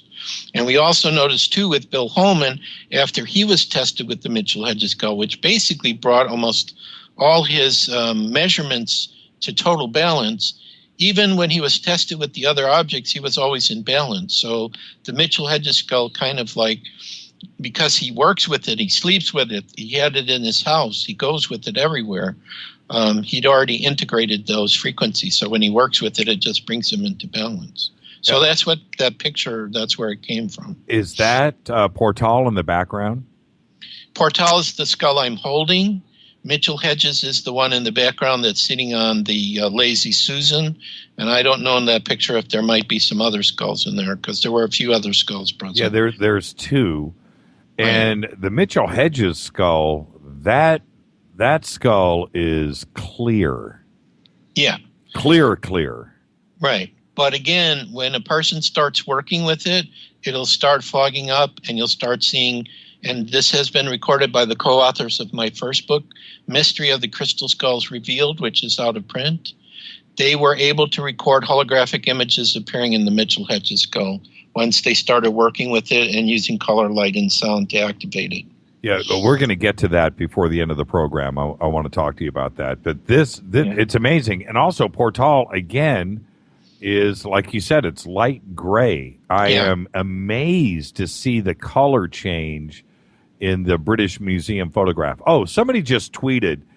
So I have to ask this. Do you think the British Museum skull is maybe bummed out or lonely? You know, it's sitting. Do skulls need a caretaker? These are all good questions. I don't think the skull is lonely. I just got the feeling from it that it's not respected, you know. And the way that the museum has set it up and where they've put it is in a corner, like almost trying to avoid it. Plus, they also say it's a fake.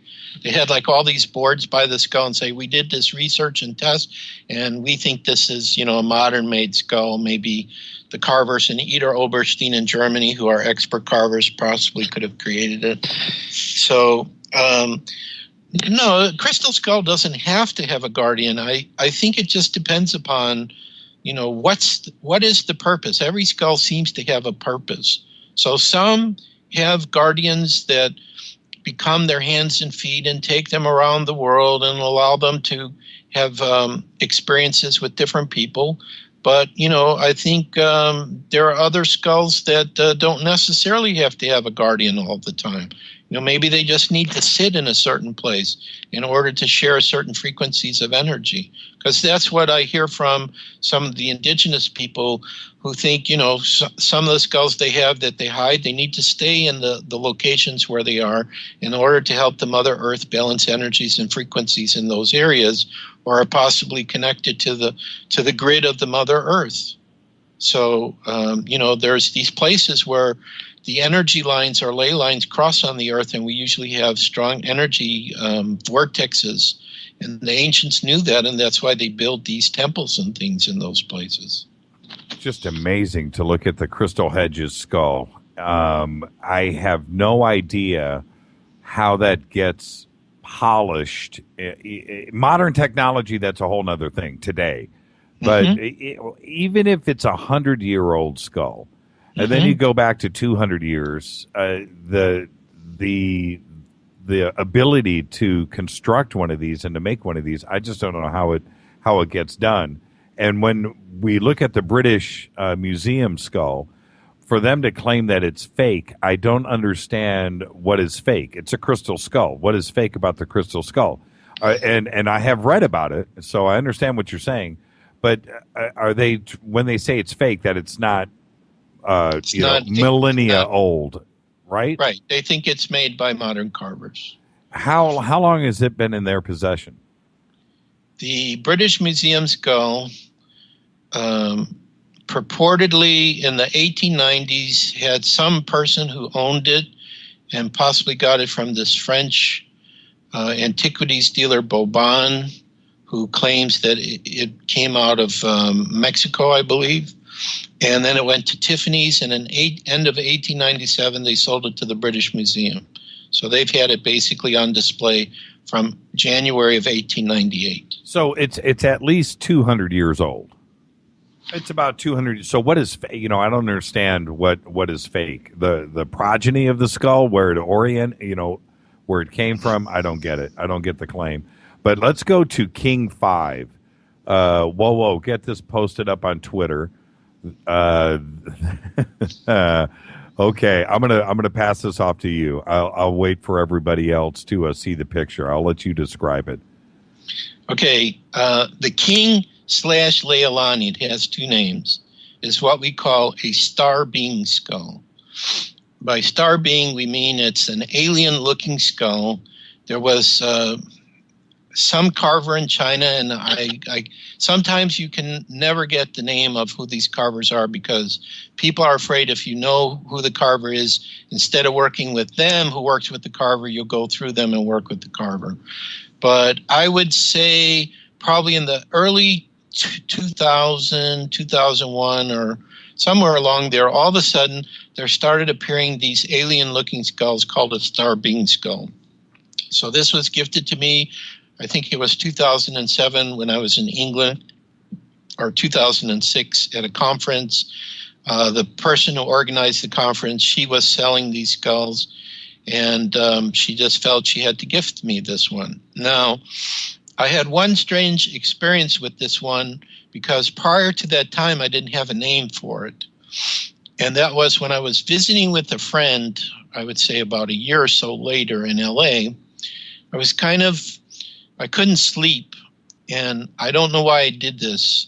I just felt the hand I was holding the skull, I was kind of meditating with it to go to sleep. My left hand, I had to take it and put it high above my head. And what I saw in my mind's eye, and I'm not like some people who have clear visionary or clairaudient, where they can see spirits and see energy. This is one of the few times where in my mind's eye, I had a very clear picture of this. I saw like purple beams of energy coming from the sky connected to extraterrestrials hitting the skull. So, I mean, it sounds totally weird and crazy, but it is a star being skull. And a lot of people who are drawn to this are getting help, especially if they are what we call star people, which would be an individual whose soul feels like they come from another planet and they incarnated here to help humanity. That's the fastest definition I can give. And then I heard the name is the king, the one who points the way. So it was like kind of after this energy hit the skull, I felt myself kind of going in a certain direction, like the skull was trying to help me in my life to move in a direction. And then when we were sharing the skull, when we used to live in Atlanta, one of Katrina's friends, that's my partner, she held it and said, no, this isn't a masculine energy. This is a feminine energy. I hear the name Leilani. So the masculine energy is the king and the feminine energy is Leilani. And this skull seems to be one that people who have this affinity for star people, it kind of helps them to integrate with that aspect of their soul. Were there any crystal skulls ever unearthed in Egypt? Well, a lot of people think that there are crystal skulls possibly hidden in the Sphinx or the Great Pyramid or some pyramids, but I have not heard of any crystal skulls that have been found yet. I would think because Egypt, according to Edgar Cayce, is very strongly linked to Atlantis, that when Atlantis sank, a lot of Atlanteans went to Egypt, and Egypt all of a sudden jumped in their technology. This was, when Atlantis was destroyed about 12,000 years ago. And Atlantis is one of the key places where we believe there were crystal skulls, that actually there was a set of possibly 12 temples or 13 temples that each had a crystal skull. Mm-hmm. This is one of the theories. So naturally, if Atlantis was destroyed and the crystal skulls were sacred artifacts, then they would have taken them from Atlantis to protect them to Egypt. So I'm expecting that at some point there could be, crystal skulls found. But, I try to listen to everything that goes on. Not that I can hear everything. Right. But, from everything that I've heard, I haven't heard if anyone has talked about there being crystal skull in coming out of Egypt. But I would suspect in these sacred places that they could be waiting to be discovered when it's the right time. Most of them, Mexico and Central America, right? That's where they first started coming out. But now we're starting to find other crystal skulls in other locations as well. Such as? I'm thinking about Australia. There is a crystal skull that just jumped out recently, but I don't know enough about it to know if it really originated in Australia. There is a possibility I may be going to Australia for about a month to do lectures and see some sacred sites, meet with some of the Aborigines. So it's possible. Again, Synergy, this tribe told Sherry Whitfield that Synergy, they had that crystal skull in Australia and they have its twin. So this could be one other place. There was another skull that Miss Van Dieten has that was discovered. It's called the Love Skull. It was a rose quartz skull. I believe Love, for the name of the city that it was discovered near, it used to be part of Poland, now it's part of Russia. That may have had a link with, there was some, I can't remember the name of this tribe. They were contemporaries of the Mongols that were in Russia around 1000 AD that may have been connected to this. But they found that in a mound near Love, Russia. So that's, of course, outside the area. It's hard to say because, there's been people in Germany who supposedly have old skulls, but were these coming through, explorations by the Germans into South America and Central America, and then they brought it back, and now we're finding them. They were with private owners.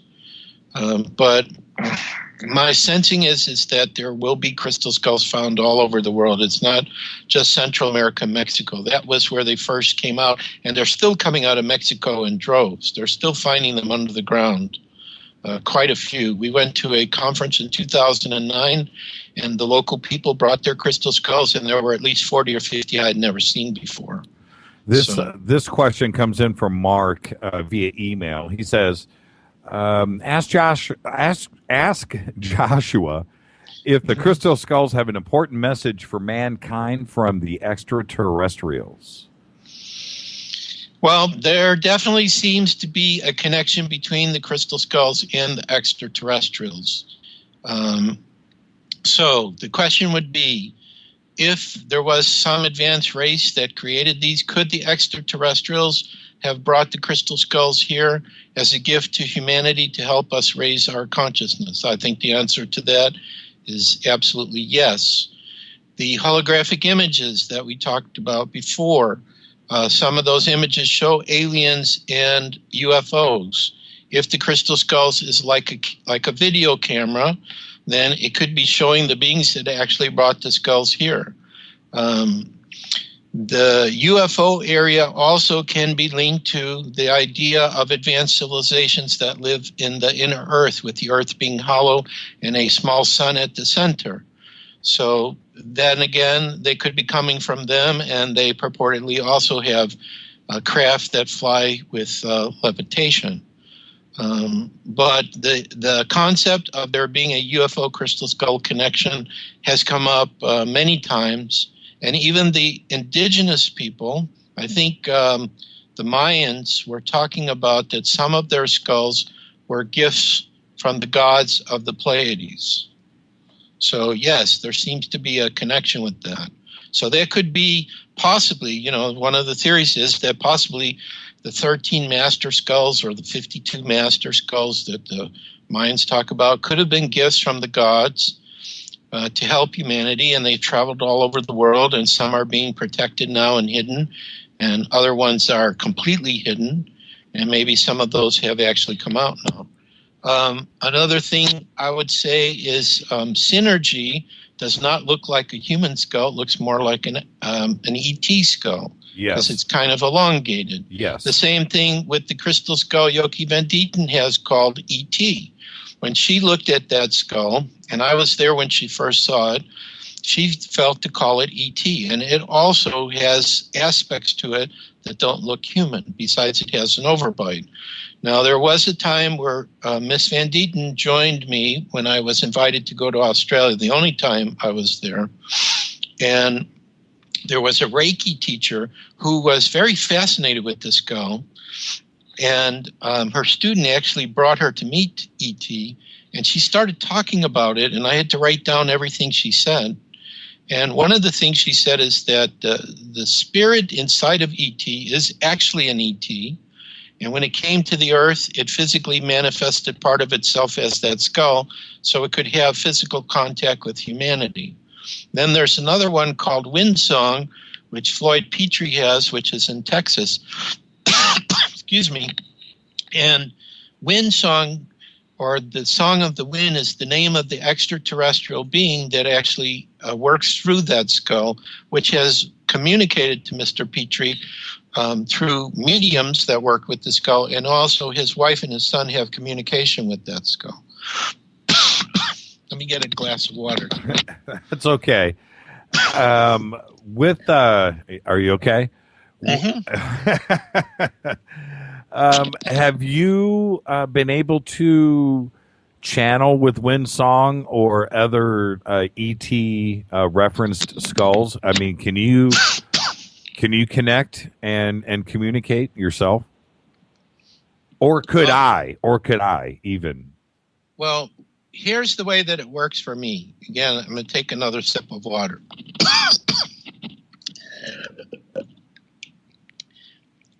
When I communicate with a crystal skull, and it doesn't matter whether it's a crystal skull that might have an ET presence with it, or one of ours, or one that someone else knows. Right. The way they communicate, like when Portal de Luz was talking to me before, I hear it in my mind's thinking voice. Now, with Katrina, when they talk with her, she hears a voice outside her ear that's different. And depending how that voice sounds, she knows which skull it is that's talking to her.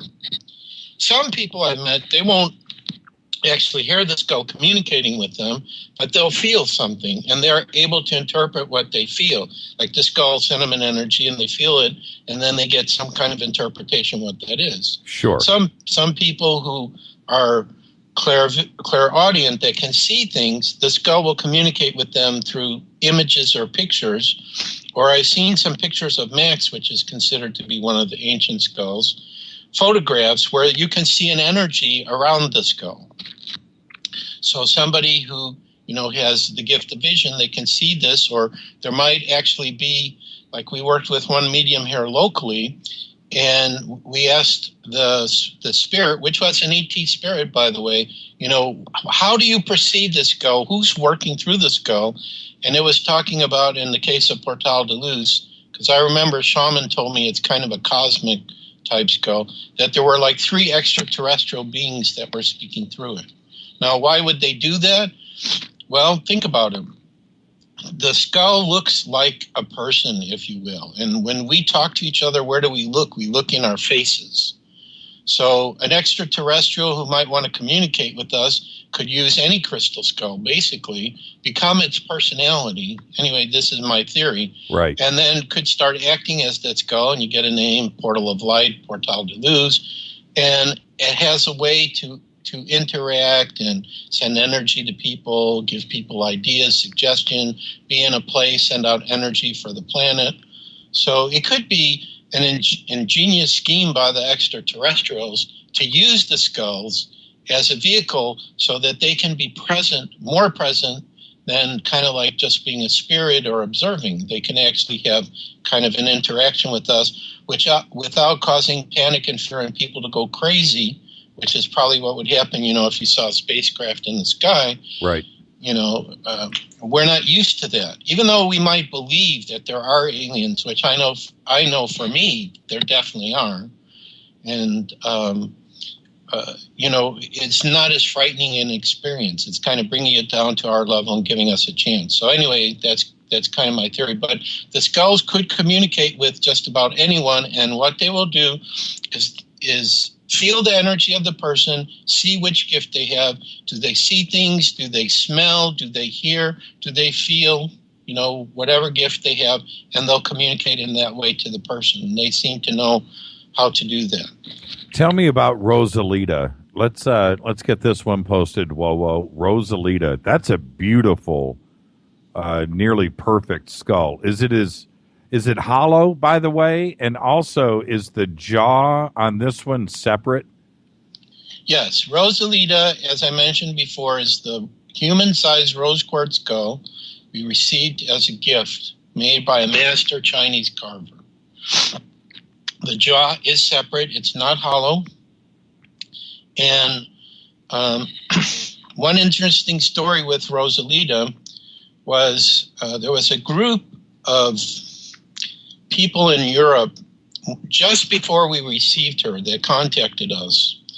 And they told us that the electromagnetic grid of the Earth is being shifted to a new grid, which is kind of what's the name of that book? I can't remember the author's name. He's in Australia. Harmonics 33, but I can't remember his name. Maybe you know it, Jimmy. He wrote a book and he said that they found pictures of antennas in the sea bottom, and he speculated that the extraterrestrials were shifting the electromagnetic grid of the Earth, probably to help us to be in more harmony. Anyway, this group said there was a place out in Washington State, because we're near Seattle, where one of these new points was, and they sent us a crystal that we had to bury in the ground near that to help it. So this is where we went to assist them, but we also did a special meditation with Rosalita, and she was kind of initiated in this energy vortex. And then afterwards, about 2 or 3 weeks later, we went to, what is it called? When you start getting older, you start forgetting names of things. I started that about 2 years ago. Yeah. Okay. I'm trying to remember okay, there it is. The Star Knowledge Conference, done by Chief Golden Eagle, I believe is his name.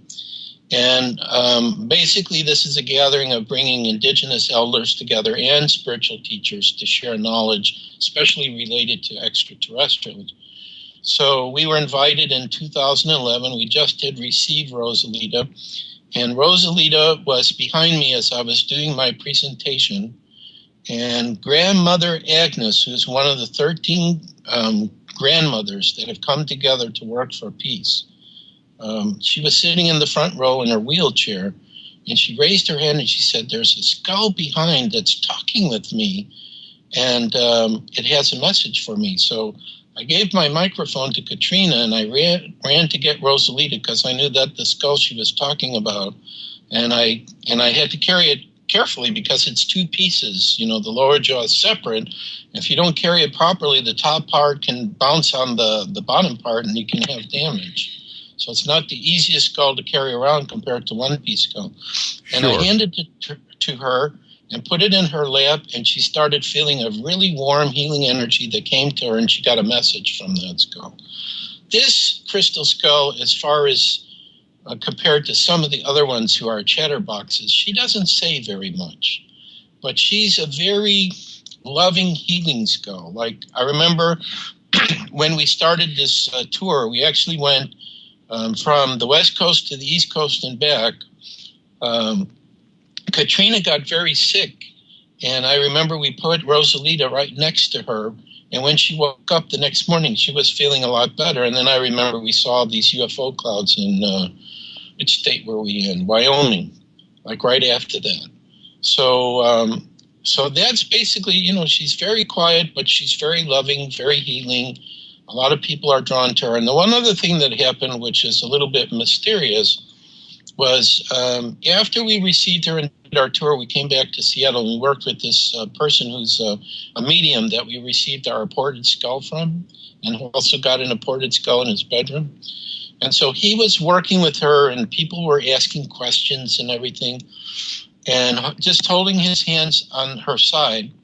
And then he looked at me and says, "Rosalita, Joshua, she has a gift for you, and she wants you to come over here." So I didn't know what he was talking about. So I got up, and then I noticed it was her left eye, there was a something inside of it. Turned out it was a piece of quartz, 17 facet. The number 17 is the number I was born on, April 17. I wasn't sure it was crystal, so I took it to a local store, and they said its density matched crystal. It had just materialized from nowhere. So that was another interesting thing that happened with her. Wow. So that's what I can tell you about her. She's been, first I thought it was going to be difficult working with her and carrying her around, but we found the perfect suitcase to put her in. We found, like with the Mitchell Hedges skull, Lazy Susan, so you could roll her around, people could look at her. Right. And it hasn't been a problem at all. And the other thing is, I'd always thought, I hope one day I could have one skull like this. And then the Chinese carvers just gifted it to me. So, when it's the right time, magic happens. Yeah, it will find you. Right. I'm wondering, Jimmy, before we go on to your next question, could we give our website out? Yeah, absolutely. Go ahead. Yeah. So if people are intrigued by the crystal skulls and they'd like to know more, the main website we have is just as he called me, Crystal Skull Explorer at crystalskullexplorers.com. So all they have to do is either look up Joshua Shapiro in Google or Crystal Skull Explorer, and they'll come to that website. And on that website, we offer a free ebook that you can get, and we also have a free mailing list that you can join where we put out announcements and share information that we come across. And, of course, also on the website, too, like I told you today, we did our World Peace Meditation, which we do on the 13th of every month with the Crystal Skulls. There's also information there, too, how people can participate. And you don't have to have a crystal skull to participate in the meditation. You can work with a piece of quartz, and on the webpage for that meditation, we tell you what to do in order to prepare that piece of quartz to work with the meditation. Yeah, and you can just click on Joshua's name over at jimmychurchradio.com, and it'll take you straight there. And it'll always be there at jimmychurchradio.com. What can you tell me about Tachula? Okay, well, it's like each of these crystal skulls, as you can see, has their own story, how they came to us, how they became activated, how they got their personality. So Tachula is no different. So what happened is, I think it was maybe 2009, Katrina and I went from Atlanta to Sedona, and we went to a initiation by a group of Templars. And this group of Templars also had their own crystal skull and had a connection, and even asked me to do a presentation about the crystal skulls.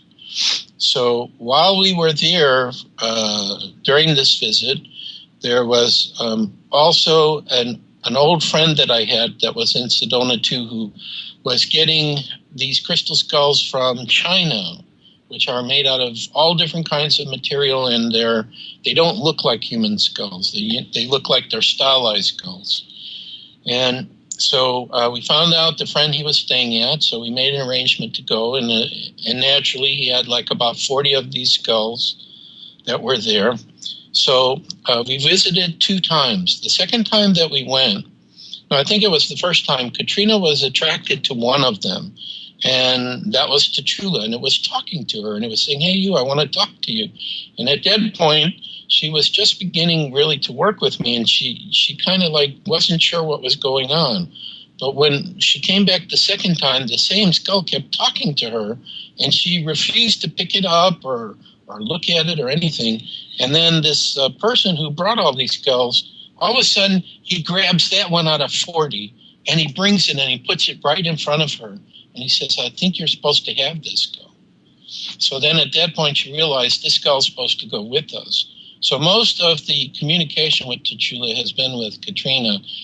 I don't seem to have a strong affinity like I do with Portal de Luz or Rosalita or Geronimo as she does with Tachula. And Tachula told her from the very beginning that he would be the protector for us and for the other skulls. But then Tachula also said, which we don't have any way to prove this, because we definitely feel this is at least an old skull. It's not a new one that was made.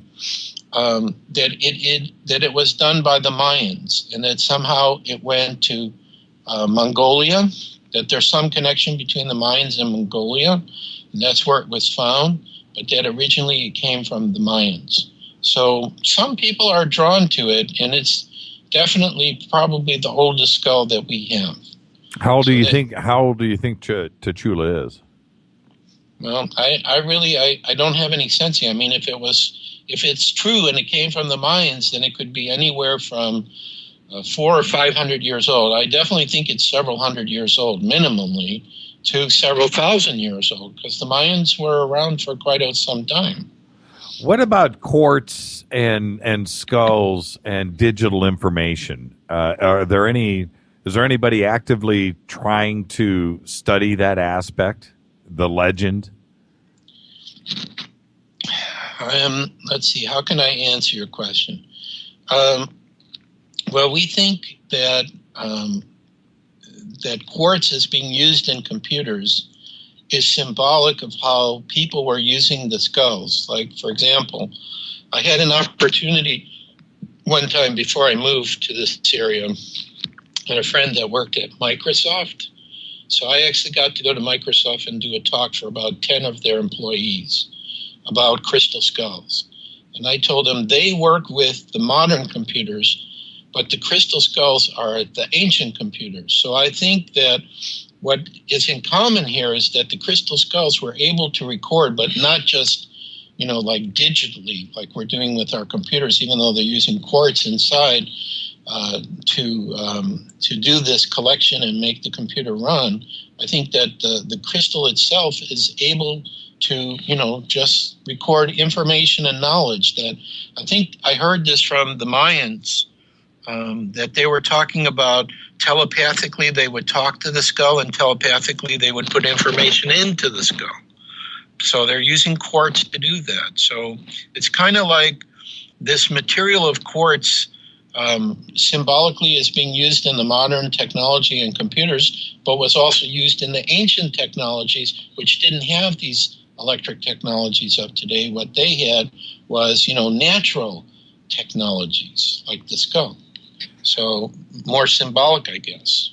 I don't think you sent me a picture of Amy, but I checked out Amy on the net a couple of times, and Amy's a pretty unique skull in that there's some kind of intentional carving on the temple where there's and Klaus Donna's got a couple of skulls too that have strange, because if somebody's carving a skull and it's intentionally looking like a human skull, and then suddenly they go off the beaten path and they're carving something into the skull that shouldn't be there, but it's intentionally carved. And in the case of Amy, it's very apparent. What do you make of that? I think what you're talking about in specific is the indentations in the temples. Yes. Which is kind of more stylized. I just think that, these older skulls, and I think Amy could be one of the more ancient skulls. I definitely feel it's more than 1,500 or 2,000 years old. I think that the people who made the skulls in the past, that they were, let's say, creatively inspired how to make the skulls. Whether that skull represents what a skull looked like in some civilization on the earth or another civilization, I don't know. But I think that they could have done that because it helped with how the energy works through the skull. Because also there's another skull that my co-author, Mr. Nasserino, from my first book, Mystery of the Crystal Skulls Revealed, which is out of print, but we still have a few copies left. There is a Mayan, what he called a Mayan crystal skull, again, coming out of Mexico, linked to the Mayans, also had that circular indentation in the temples. So whoever made that must have been inspired maybe for the skull to work energetically, that creating it in this form was the most efficient or effective for working with energy.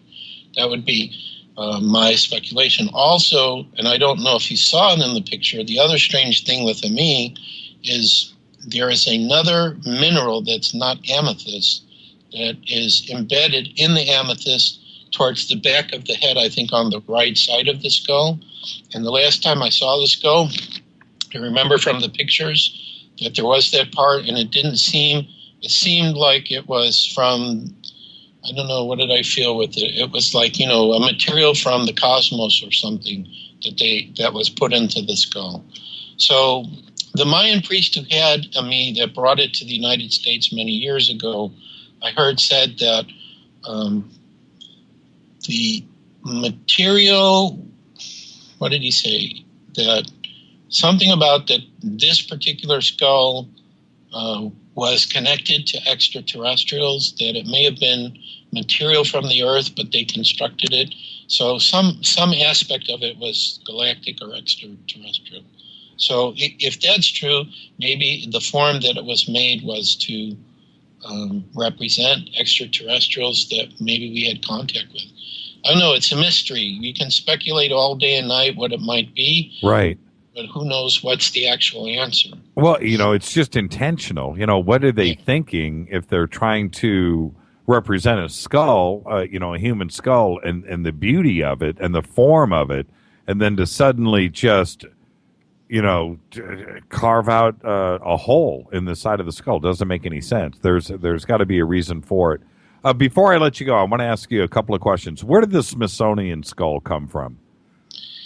The Smithsonian skull was given by an individual person who had it. I think they may have found it in Mexico somewhere, and that's all I know. Is somebody had trouble with the energy of that skull, was bringing them bad luck, so he gave it away and he left a note with it, and that's how the Smithsonian got it. So I don't think that they knew who this individual was. He was anonymous, and that he just felt that was the best place to get it. But I think they're pretty sure, that the skull came out of Mexico or Central America, but they don't have any more information on it than that. And that's one I haven't seen myself. So for you, when you see when you get a crystal skull or see somebody else's crystal skull, is there a difference with a hollow skull versus a solid skull? And if there is, why did they do it? Is it tuning? Is it the quartz? Are they trying to get a certain aura out of it? With being hollow. The hollow skulls are one of the skulls that no one has come up with a theory why they were made that way. The Smithsonian skull, which is quite large, is hollow. There are many hollow skulls that are also being found in Mexico.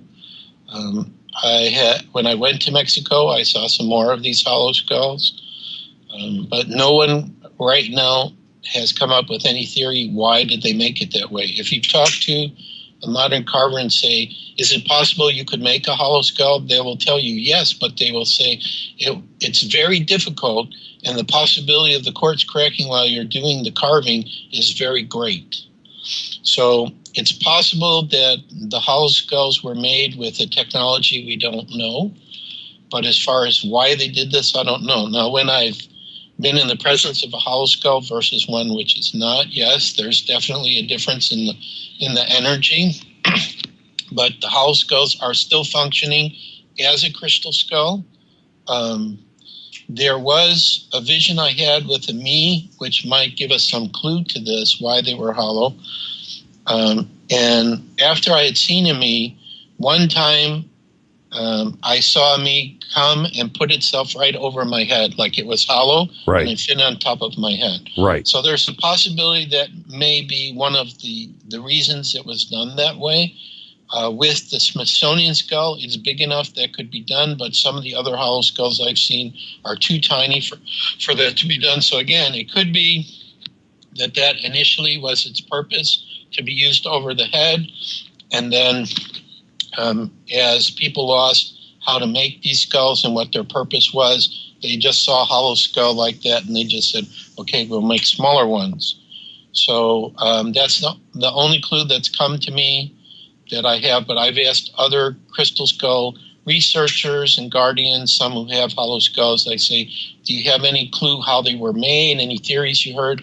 Nobody's been able to come up with anything on those. Yeah, Klaus Dana says he has one that he can almost wear over his head. It's that big. Yeah. Have you seen it? Yeah, I'm just picturing it in my mind. It would be like a tuned quartz helmet. Yeah. To activate the minerals in your brain. Makes perfect sense. Well, I know that there are masks and other things made out of other gemstones they have found in ancient ruins that it looks like they were made to be put over the head. So why not a crystal skull? So it's very possible. What have you got? We're down at the end of the show. Thank you for hanging with us tonight through all the technical difficulties. It just turned out to be just an amazing show. Thank you so much, Joshua. Somebody just tweeted, I'm up here in Seattle. Is Joshua going to be doing any events up here? Are you doing anything around the country right now? Anything in Seattle? We don't have anything scheduled for Seattle, but certainly the person can email us if they're interested in seeing the skulls we have. We might be able to make an arrangement. As far as what's coming up, the main projects this year is possibly to go to Sedona, where there's a gathering of elders, and 2 elders I know that are going there that have crystal skulls, and see what happens. Australia would be late April and May if it works out. And I think there'll probably be some other places to visit in the future. And I'm working on 2 books, which are novels that are ongoing. So. And you keep Crystal Skull Explorer updated. So everything that you're doing around the country will be right there. Yeah, exactly. Or if a person joins our mailing list, of course, we let everybody know exactly where we're going. So I think there was somebody listened to the show tonight that went and got one of our last Mystery of the Crystal Skulls Revealed. I just saw came through. So look at that. That's what I'm talking about. And nothing like spreading the word. We were talking earlier today, we're rolling that rock uphill. And I said, well, Joshua, you're rolling that skull uphill. And we love you for that. Thank you so much. Oh, it's always a pleasure. Anytime you'd like me to come back, happy to do so. And we're also getting involved with a lot of research in other areas of the paranormal also. So. Oh, you know what? Before I let you go, I can't believe I let this question escape me. I'm going to give you 1 minute to respond. That's all we have left. Which skull has the best image in it where you have looked in it and went, wow, there is something right there? Which one? I would have to say Portal de Luz, because I'm with him so much. The image that I saw in Portal de Luz was the cosmos. Oh, wow. Like he had the cosmos all inside of him. So that would be the best answer. But actually, Katrina, if you ever speak with her in the future, she's better at seeing those kind of things. I'm looking at somebody just posted, Mark just posted, Skull Whisperer. Uh-huh. Oh, wow. That would be Katrina. That's Katrina? Yeah. No, I'm looking at the picture. That is just incredible. That's an incredible skull. Mark, we're out of time. Which skull is this? I don't know. He didn't post the name. Okay. Wow, what an incredible picture. Okay, thank you so much, Joshua. Thank you for hanging out tonight and riding through the technical issues that we had. Just turned out to be the most amazing show. Thank you so much. My pleasure. I can't wait to get you back on. All right, sounds good. All the best. Give our best to Katrina. I will. Have a good evening. You too. Absolutely incredible. Thank you so much. We got through it. The internet, when the internet goes, it goes. It does not play around, but we did get through it, and it just turned out to be an incredible night. Thank you so much, everybody, for hanging out. And nobody went away. The numbers were just great tonight. Thank you. Thank you so much. Coming up next, Skywatchers Radio. Thank you to Joshua Shapiro. Do go to his website. Just go over to jimmychurchradio.com. Click on his name, crystalskullexplorer.com. Special thanks to Keith Rowland and Art Bell. Fade to Black's executive producer is Rita Kamarian. Show is produced by Hilton J. Palm and Mark D. Kovar. LJ3, Renee, and Jonas. Announcers are Steve Harder, Gene Bateau, and Mark D. Kovar. Fady by Dale. Webmaster is Method of Signaling. Music is Doug Aldrich. Intro by Spaceboy. SpaceboyMusic.com. Faded Black is produced by KJCR for the Dark Matter Radio Network. I'm your host, Jimmy Church. Tomorrow night, Jose Escamilla will be here on Fade to Black. Everybody be safe. See ya.